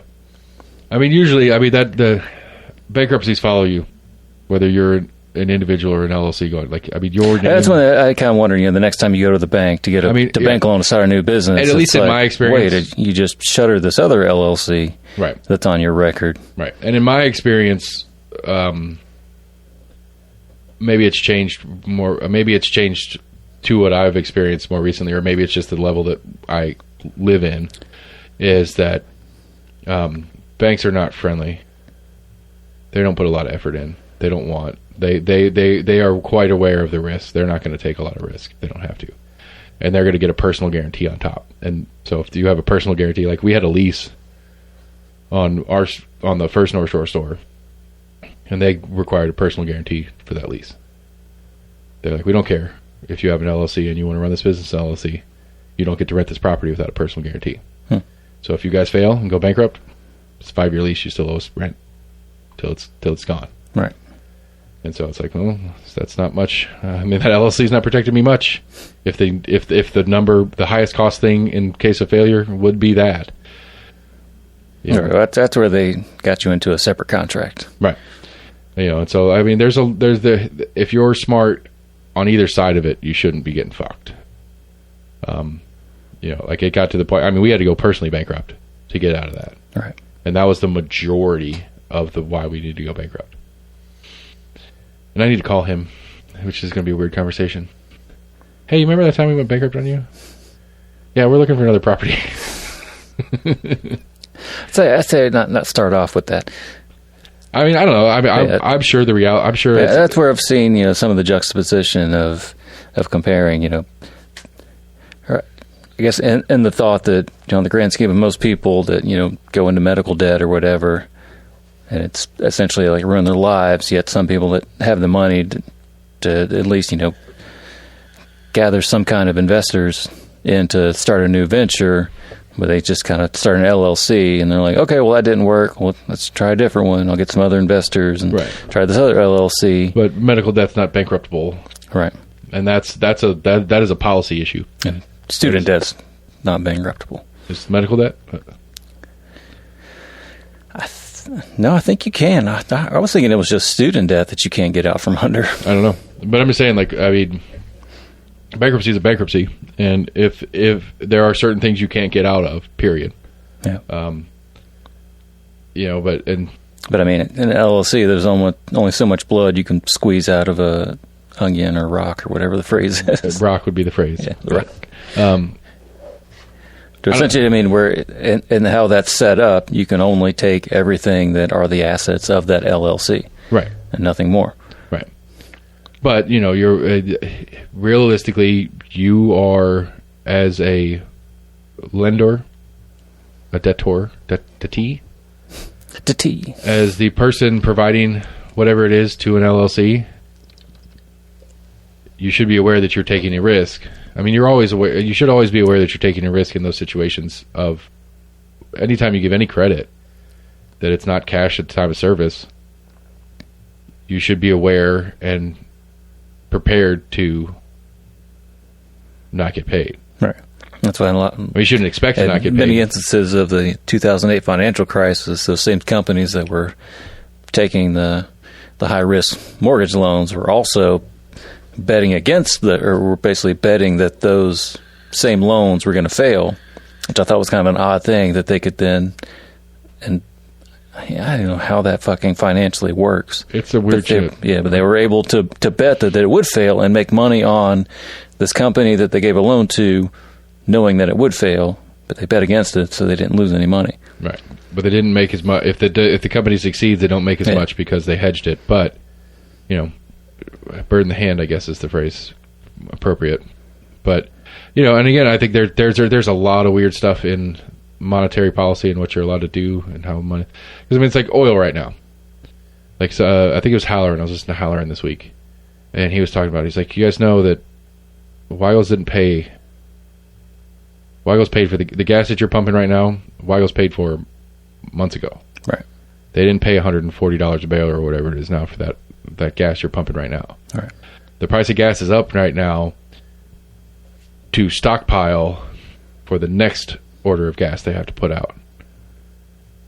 I don't know if it's that far out, but I mean, yeah, it's definitely a decent bit out. Right, but the main takeaway is that when I go to the pump station tomorrow to fill up and it's going to cost me $80, it's not that it cost whatever the relative number is to Weigel's to have that for me to buy at $80. They still paid $20 or whatever it was that they paid it because they paid it a month ago. They're raising that price right now so that they have cash to buy the next order, to send the next order out, and they're predicting pretty clearly that the price of oil is going up, so the price of gas is going to go up, and so they're charging now for what they're going to pay. Yeah, I wonder if they have next time they order monthly contracts, because I mean the oil index or whatever does have some fluctuation, but for the most part it's semi-stable. So I wonder if they have kind of monthly contracts like, this is what your rate's going to be no matter what happens for at least the next month. And after that next month, we reevaluate, okay, this is the rate we can give you for whatever you buy for the next month. Yeah, I'm sure it's big, complicated. Right. Because that's where, you get into where you being a bigger buyer kind of have that ability to set a lower rate. It's like, well, I was getting ready to buy 1 million gallons or whatever. Right. I can take my 1 million gallons and purchase that elsewhere, but if you'd like me to buy my 1 million gallons from you, I need some kind of guarantee that at least for this span of time, these are what my rates are going to be. At the same time, from that producer's company, and they're like, well, shit happens sometimes. Like, I can't guarantee this for a long period of time. And it's not like Weigel's is buying it from the Saudis. They're buying it from Exxon or whomever who's buying it from the Saudis or buying it from here or pumping it themselves. And that's one thing we're trying to look at. I know, Biden just put in that we were going to stop importing oil. Yeah. Which I don't... and the Saudis aren't answering his phone calls. But I don't think we were really importing that much. Not much, no. Oil. Somebody was telling me that essentially any of that was bought from them is going to our supplies that are in like Europe or Asia or whatever, our American military bases, essentially buying from there. But as far as what we get in the U.S., none of that is actually any kind of Russian crude. Right. I don't know for a fact. It's a big, but I mean the reality is it's the joys of real economics at work. It's okay. We don't buy a lot of it, but a lot of Europe does, and for the most part, which lends into the global market of the price. Right. So for the most part, most of the NATO countries are out. A couple said we can't. We just can't not. Not right now, yeah. Right. We just can't. We don't have the means to do it elsewhere. Right. So I don't know what those countries are doing right now when they're still having to pick up that phone and call Russia like, hey, we need to put in another order of oil. And they're like, how do you? And the fun is, how do you pay for it right now? You're going to walk over with a briefcase of cash because you can't send it through the money wire system anymore. Right. It's a weird spot. Like, I mean, I actually had intended to try to bring this part of the conversation up at some point. It's like, I think that was the whole big thing, I guess, with like the SWIFT or whatever, that you essentially have these financial institutions that facilitate the transferring of large amounts of money. Right. Well, it's like McDonald's at that higher Coke level, and Pepsi have quit operating in Russia now.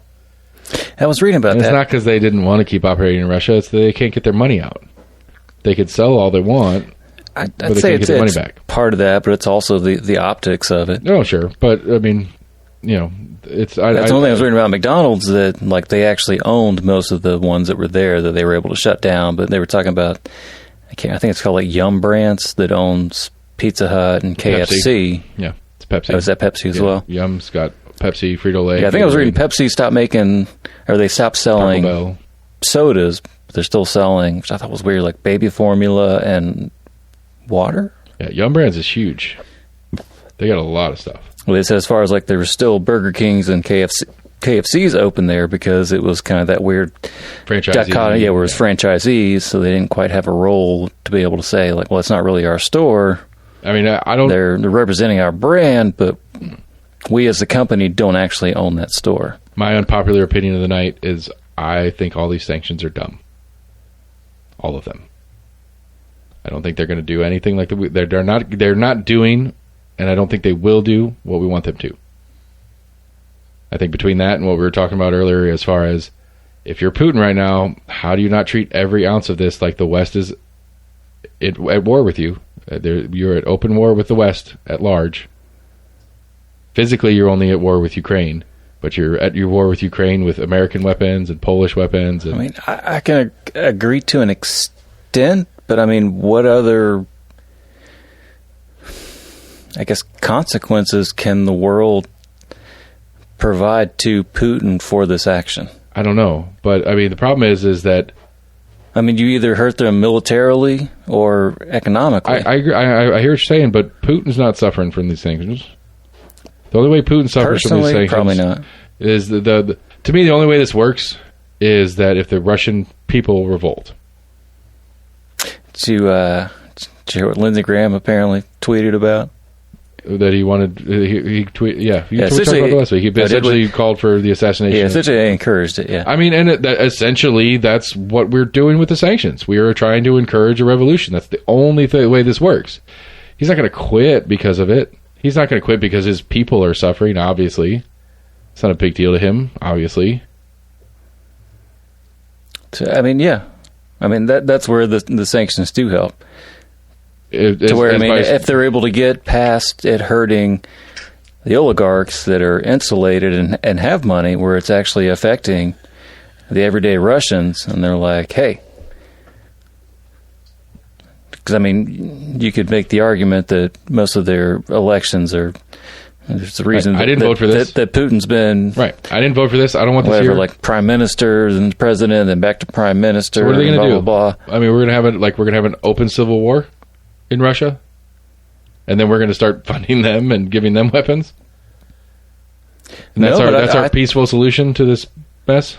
I don't know. At some point, that pressure then becomes of like essentially like the whole country is not for this. That Putin may have to change his mind. That he thought that the Russian public would be behind him in doing this. That he is restoring the USSR or whatever. I'm taking back former lands that were Russians, and I'm protecting these Russians that have been living there under a different flag. But we don't know what they know. We don't know what they're being told. How their media is treating this thing. Right, and I mean, that's the thing, is that it's like, how hard would it be? I mean, Biden's doing it right now in the inverse, but how hard is it for Putin to say this is the West's fault? Because it's true. It's not even a lie at this point. You are suffering because of the West. No, I mean, it's what's been told for years. Right. And so that doesn't foment a revolution to take him out of power. That's kind of interesting. I remember hearing about kind of the fall of the Soviet Union, that It was that soft one power way, stuff. It's Pepsi and blue jeans. right? Yeah, that was the one we were able to win in. Essentially, Right. like telling them that like this was a better kind of way of life. Right. Yeah. Like, it wasn't. You got what you guys are doing, and like Right. we have the free market of America with Right. It wasn't all these, the next all these bomb. luxuries and right. stuff. It wasn't the next bomb or the next weird. It wasn't Vietnam or Afghanistan or any of these other weird little proxy wars. Korea. It wasn't any of that. It was blue jeans and Pepsi. It was like, hey, you And guys want so- to be free and have fun? Like, Right. And so what we're get some currently Levi's. doing is we're taking blue jeans and Pepsi away from them. Yeah, Levi's pulled out. Yeah, I'm not. I know. I said it on purpose. Like this is literally like. So the thing that got us in and got us to some level of peace for almost 30 years with Russia, we're now taking away to punish their leader, who's going to use that to consolidate and solidify his control over his people All right. by giving them a common enemy. They took it away from you. This is their fault. We don't have food.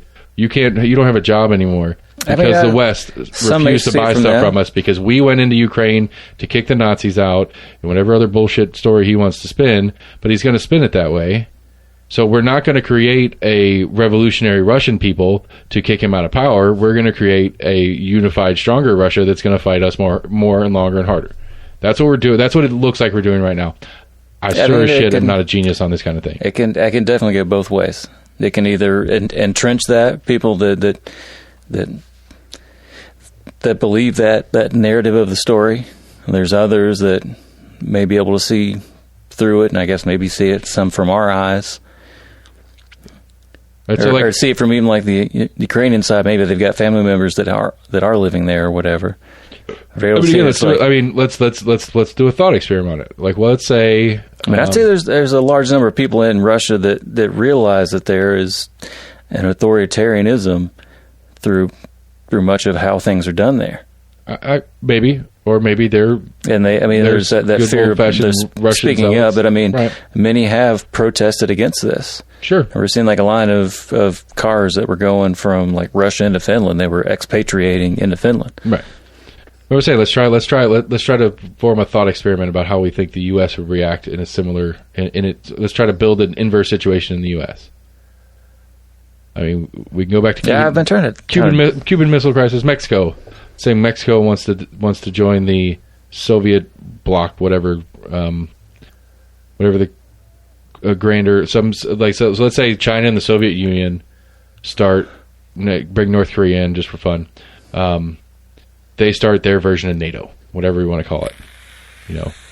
So the Pacific Rim Treaty, right? So they've got Russia and China and North Korea and Venezuela, even though they're not in the Pacific, and Cuba, obviously, and they're trying to bring Mexico in. We're like, hey, no, thank you. Please don't. We prefer you didn't. And I don't know. Try to run some similarities that there's a whole bunch of people that identify as and feel like they should be Texans just across the border. That was kind of an example I was trying to think of. It was like a part of Texas that wanted to rejoin Mexico. I mean, all of Canada. Like just take Mexico out and we'll call it Canada. Everybody in Canada wants to be an American anyway, so there's a whole faction of Canada that wants to be part of this Russian bloc. But then the border section, the British Columbias, your Torontos, all those people, they want to be an American. And we say, you know what, we're going to get in here and we're going to protect these people that want to be American. We don't want this Pacific bloc, Soviet, communist, whatever thing taking over the space. We're not comfortable with that. Okay. All right, so we go into Canada. We essentially invade Canada. And the whole time we're there are native Canadians that are fighting against us with Russian weapons. And the premise that we wanted something that a sovereign nation wanted. We wanted to stop something. Right. We wanted to stop an agreement of a sovereign nation with other treaties, whatever thingies. Yeah. Because we thought that it posed a great security risk to us and that there were a lot of people there that didn't want to be a part of that were going to be subjugated to the evils of this other power. That was our argument. Okay. Okay, and so we invade Canada, and we're fighting Canadians. We're protecting some Canadians, but we're fighting other Canadians. And all those Canadians have Russian weapons, Russian tanks, and Chinese this, and North Korean whatevers, and everything. All the fighting's going on with Canadians with other people's weapons against us. Okay. And China stops selling us everything. Russia stops selling us anything, stops buying anything from us. North Korea doesn't exist as far as that conversation goes anyway. Cuba stops buying cars from us. Venezuela stops selling us oil. Not that we buy a lot of oil from Venezuela anyway. But there's all these other economic things going on. And then you and me, right here in Knoxville, are suffering of the economic impacts. Not even the direct physical war impacts, because it's taking place in Canada. Right. But again, then this is all on whoever the president and whoever the leadership at the time decided this was the right thing to do. We didn't get to vote on it. There wasn't a long session in Congress where they debated it or anything like that. It just starts happening. What would it take for, like, of all the sanctions and stuff? We lose our jobs. We don't have jobs. We lose our houses. Like we get foreclosed on because we can't pay our mortgages, and all the crazy economics that would be resulting in this. What do we do? Do we rise up and form a militia and revolt against the United States government, the strongest military on the fucking planet, with our little guns that make no difference? It's one of those stupid arguments with anti-Second Amendment people always like to say. It's like, what are you going to do? What do you need a gun for? To protect myself from the U.S. It's like, you're going to use a pistol to stop a tank? That whole argument? Yeah. Anyway, that's a side little tangent. But anyway, so we're in this path. We're here, and we are suffering from the sanctions put upon us by the rest of the world. Yeah. What are we going to do? Are we going to rise up to our representatives? Okay.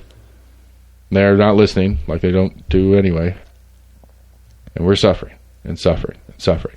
Now, obviously, this doesn't quite work as well because we have a little bit more responsive, and we have maybe we don't, but assuming the worst. Right. Assuming the worst of the situation, assuming that we are similar to a Russian right now who knows that there's tons of corruption and this whole system doesn't work right, and the elections are fraudulent and all this blah, blah, blah, blah, blah, blah. Assuming all those things are relatively equal. I mean, hell, it's not that big of a leap. There's a good section of the country right now that doesn't believe elections work correctly, obviously.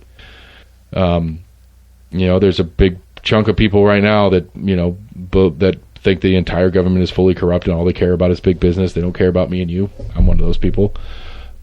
So all these sanctions come down. We are directly suffering. I mean, we already are on this side of the conversation, but in our hypothetical, we are directly suffering from the sanctions the rest of the world has put on us because our leadership decided to go into Canada. Right. I didn't want anything to do with that. I thought going to Canada was a bad idea. Right. And I'm sitting here starving, losing my house. Okay. They're trying to draft my kids. I don't know. Whatever it is. What do? Do we start a revolution? Is that the option? We're going to take the head of the government out so that we can hopefully get our troops to come back to our side of the border, and that these other nations of the world will go back to selling us all the stuff that we need to live? Is that the solution? Because that's the solution we're asking for Russia right now. Because the sanctions aren't going to hurt Biden, or aren't going to hurt Putin, aren't going to hurt most of the top ends of the things. They're going to be fine. It's the people on the street that are trying to live their normalish lives. I don't think many people outside of Lindsey Graham are advocating for an armed insurrection in Russia. Then what's the point of the sanctions? The point of the sanction is that Putin's going to feel bad that his people are suffering and stop? Do you think that's something our leadership would do in a similar situation? I would hope so, yes. Okay. You wouldn't think it'd be one of those saber-rattling situations where, like, well, if we back down, we'll look weak, and then they'll do something else in the future, and they'll know they can just push us over. You don't think that would be a mindset at play? I can foresee that being used as a reason for. I'd be hard-pressed to believe that 100% of people would believe that as fact, given the situation. I mean, I would be hard-pressed for 100% of people to believe anything. Sure.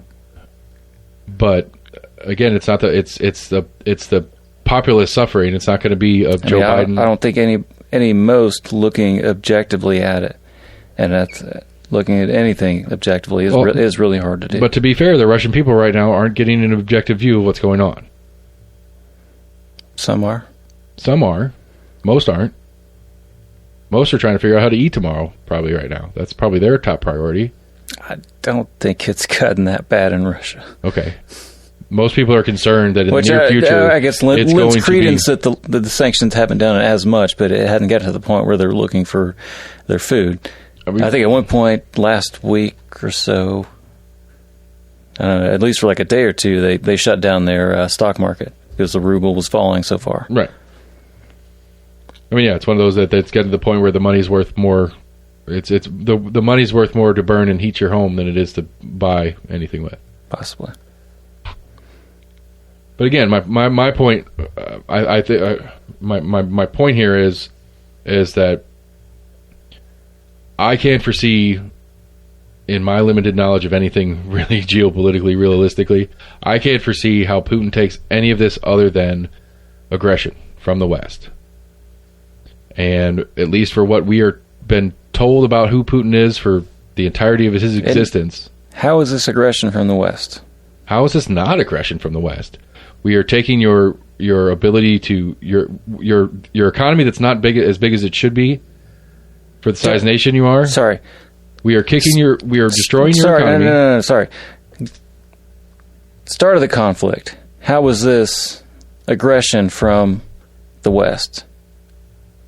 Doesn't matter. It doesn't matter. No, it doesn't matter. Okay. Because Putin doesn't have to justify that part. He already did.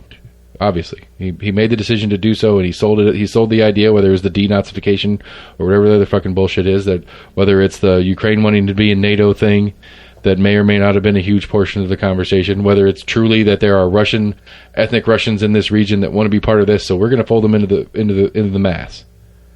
Whatever that justification is, that's come and gone. Okay, it does matter, yes, but that's come and gone. Okay, so here today, right now. Yeah. Everything that's happening, if you're Putin, how is everything that we're talking about in economic and military not aggression from the West? Your mindset as Putin is that this is mine anyway. I'm just going to clean up and rewrite the lines where they're supposed to be.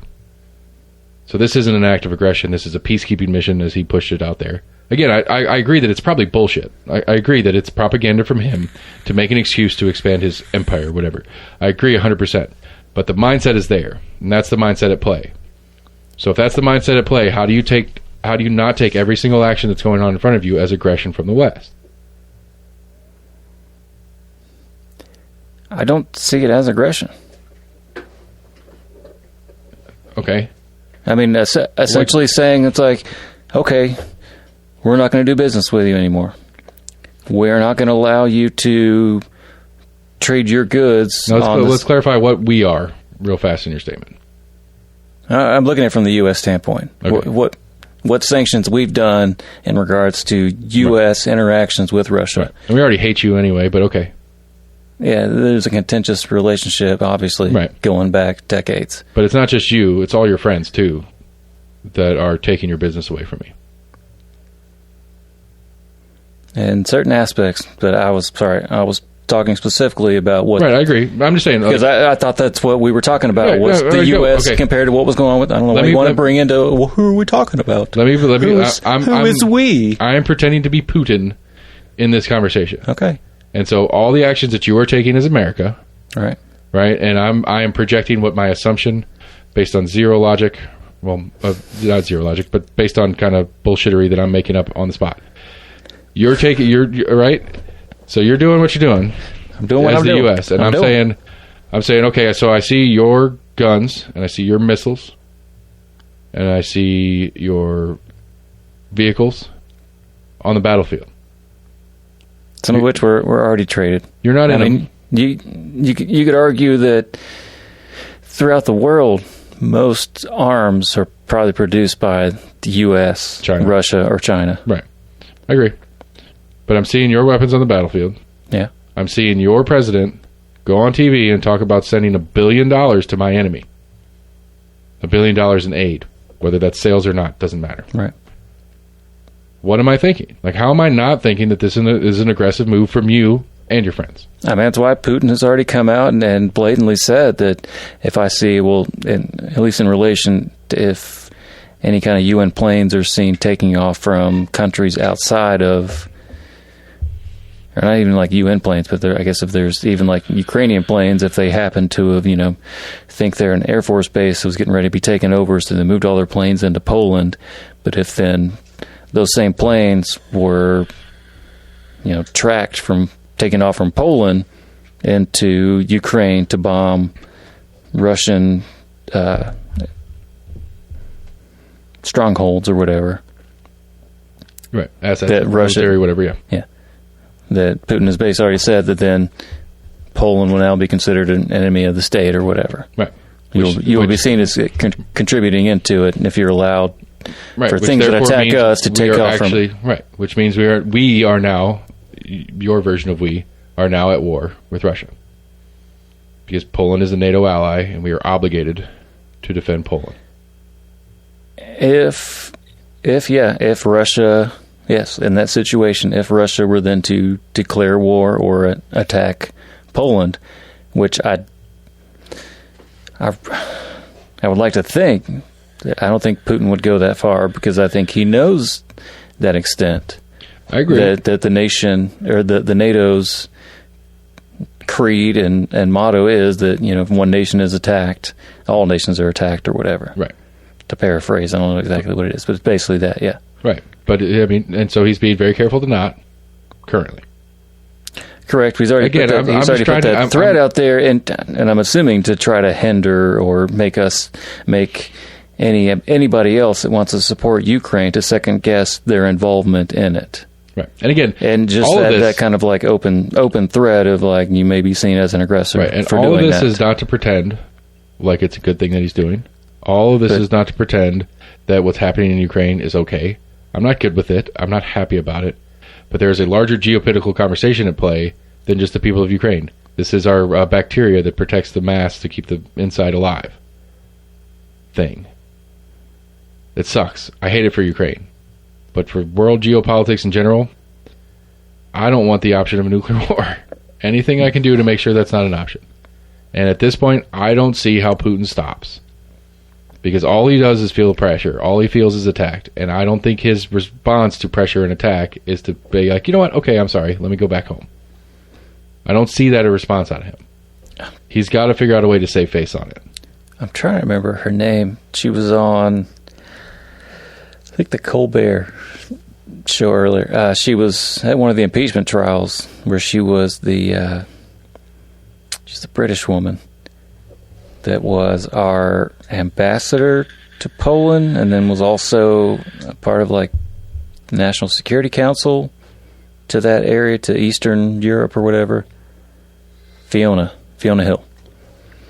Okay. And she said the same thing that I thought, that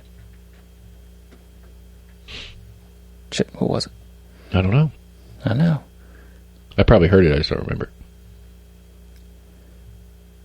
Oh, that Putin's basically going to take over enough to where he has a concession point to be like, okay, well, I'll back out if you give me these two disputed areas. I think I said it last week or week before. Right, but here's the problem. I think that's his ultimate goal. Because essentially, I think he wants to take more to where he has ground to give back. Okay, and you've quite often done the whole Ukraine's their own people. If they want to join NATO, that's their thing, whatever kind of thing, right? Yeah. They're a sovereign nation. They can do what they want. What happens when the sovereign nation of Ukraine says, no, we're not okay with that concession?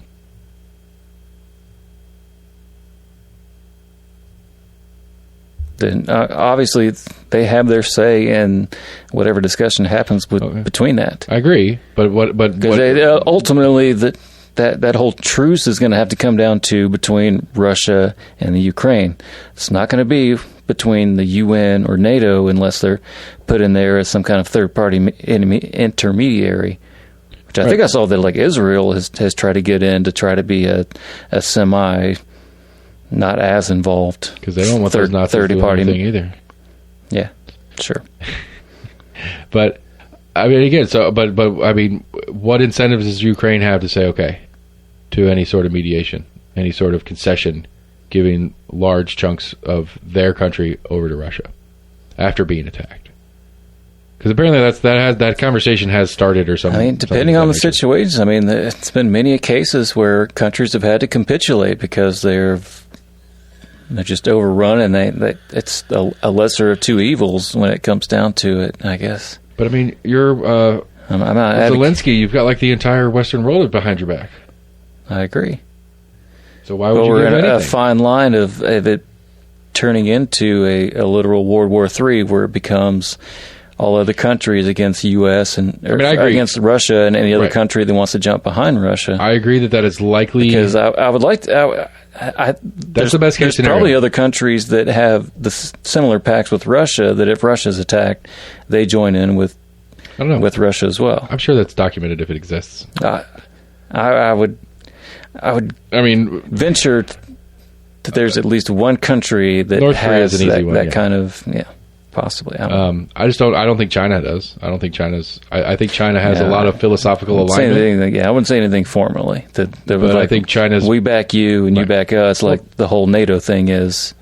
Right. China's very huge on sovereignty. They want sovereignty. They don't like. I think I do believe I heard something specifically. Like China doesn't like the idea of these world treaties in play, and right, because it's also come into play with how they want to see Taiwan and not so much Hong Kong anymore, but definitely Taiwan and the South China Sea, to where they're literally creating islands, that are disputed between even those established islands. They're actually creating islands, but even the disputed islands between what is mainland China and what is islands in South China Sea, right? Because they're trying to expand. They're literally physically expanding their international water line, right? By creating islands to get where it's further out. There's been a number of contentious times where we've had a warship kind of passing through that area, and you're in disputed waters. They're like, "The fuck you talking about?" Like, look, this piece of land right here. We just built it yesterday. That sand we just dropped down. That island we built, that extends that extends our, because I'm assuming most borders extend 50 miles outside of actual land. Continues. So they're like, hey, if we keep building these islands 50 miles out, that just kind of keeps extending our radius 50 miles out. All right. So I did see, I think it was today or yesterday, that India accidentally launched a missile into Pakistan. Accidentally. Yes. Sweet.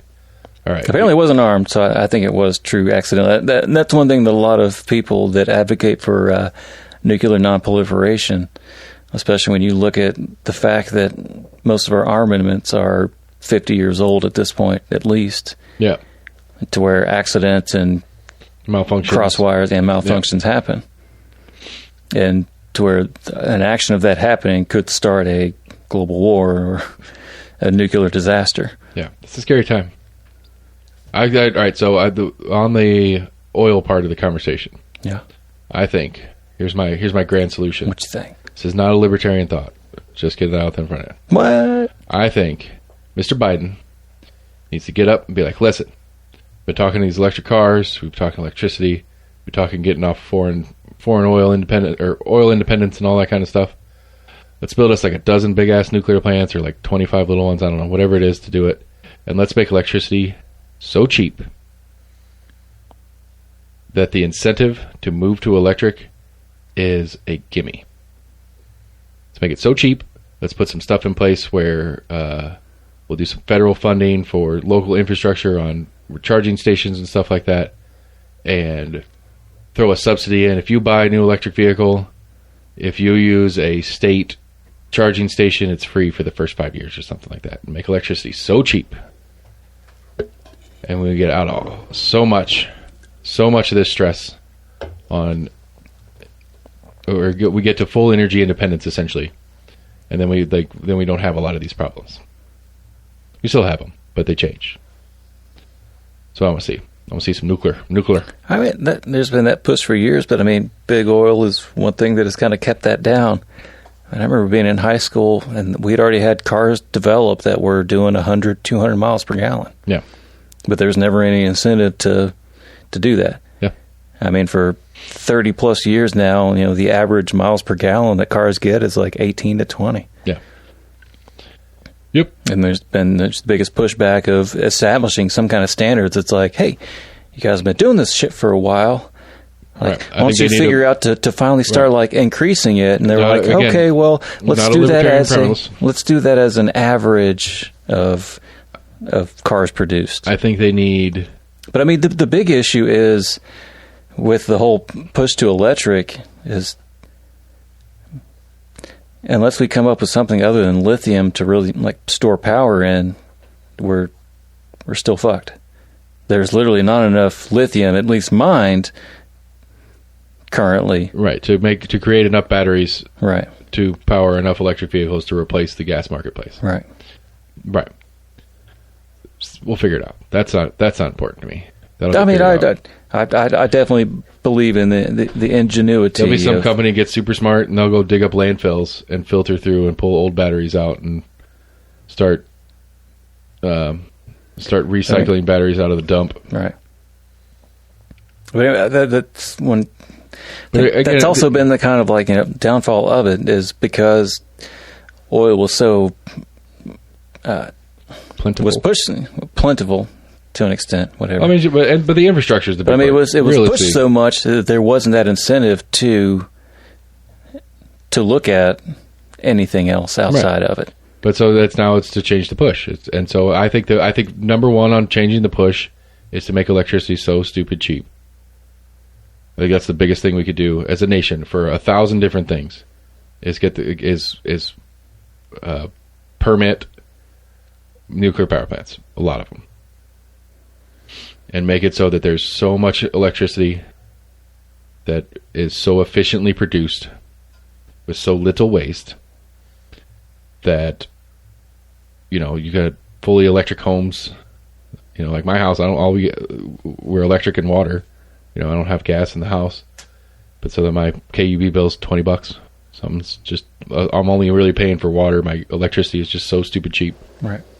All you're paying for on your bills is like the maintenance teams that have to go out and clean and repair wiring and stuff like that. Right. Make it that cheap, and that'll push the car market into it. And then again, you make it that cheap and that easy, you get cars that start coming out specific, like purpose-built cars that are local cars. People have a local car and a traveling car.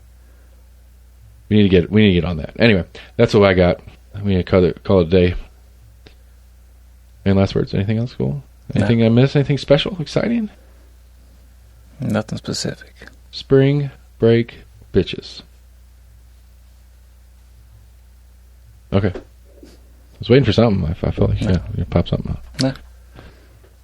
Nah. Give me that pocket Constitution you've been promising me. We need to have a big show on that.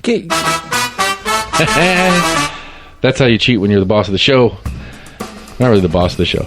I hold the buttons. You throw something out there, and then you play the outro, and they can't respond. We're Almost Agreement at gmail.com, Facebook, Twitter, YouTube. Go to our website, almostagreement.com. That's where all the cool stuff's at. The voter guide for 22. It's got everybody listed, links to their page, links to their interviews with me, links to KGIS, links to Knox County Election Commission. Make sure you're registered. Make sure you know where you're going to vote. Make sure you know who you can and can't vote for, because what district you live in, stuff like that. And then obviously go to your favorite podcast provider and subscribe to us there, and then tell your friends about us. We got more interviews coming up. I'm sure I'll schedule some more stuff. And then that exciting news I keep hinting at, I guess I'll release that gem at some point. But anyway, we're almost in agreement. We had a great time. I hope you guys have a great week. I'm sorry we don't have a bunch of shows for you this week, but we'll be back next weekend, and we'll go from there. So good night, everybody. Thanks for listening.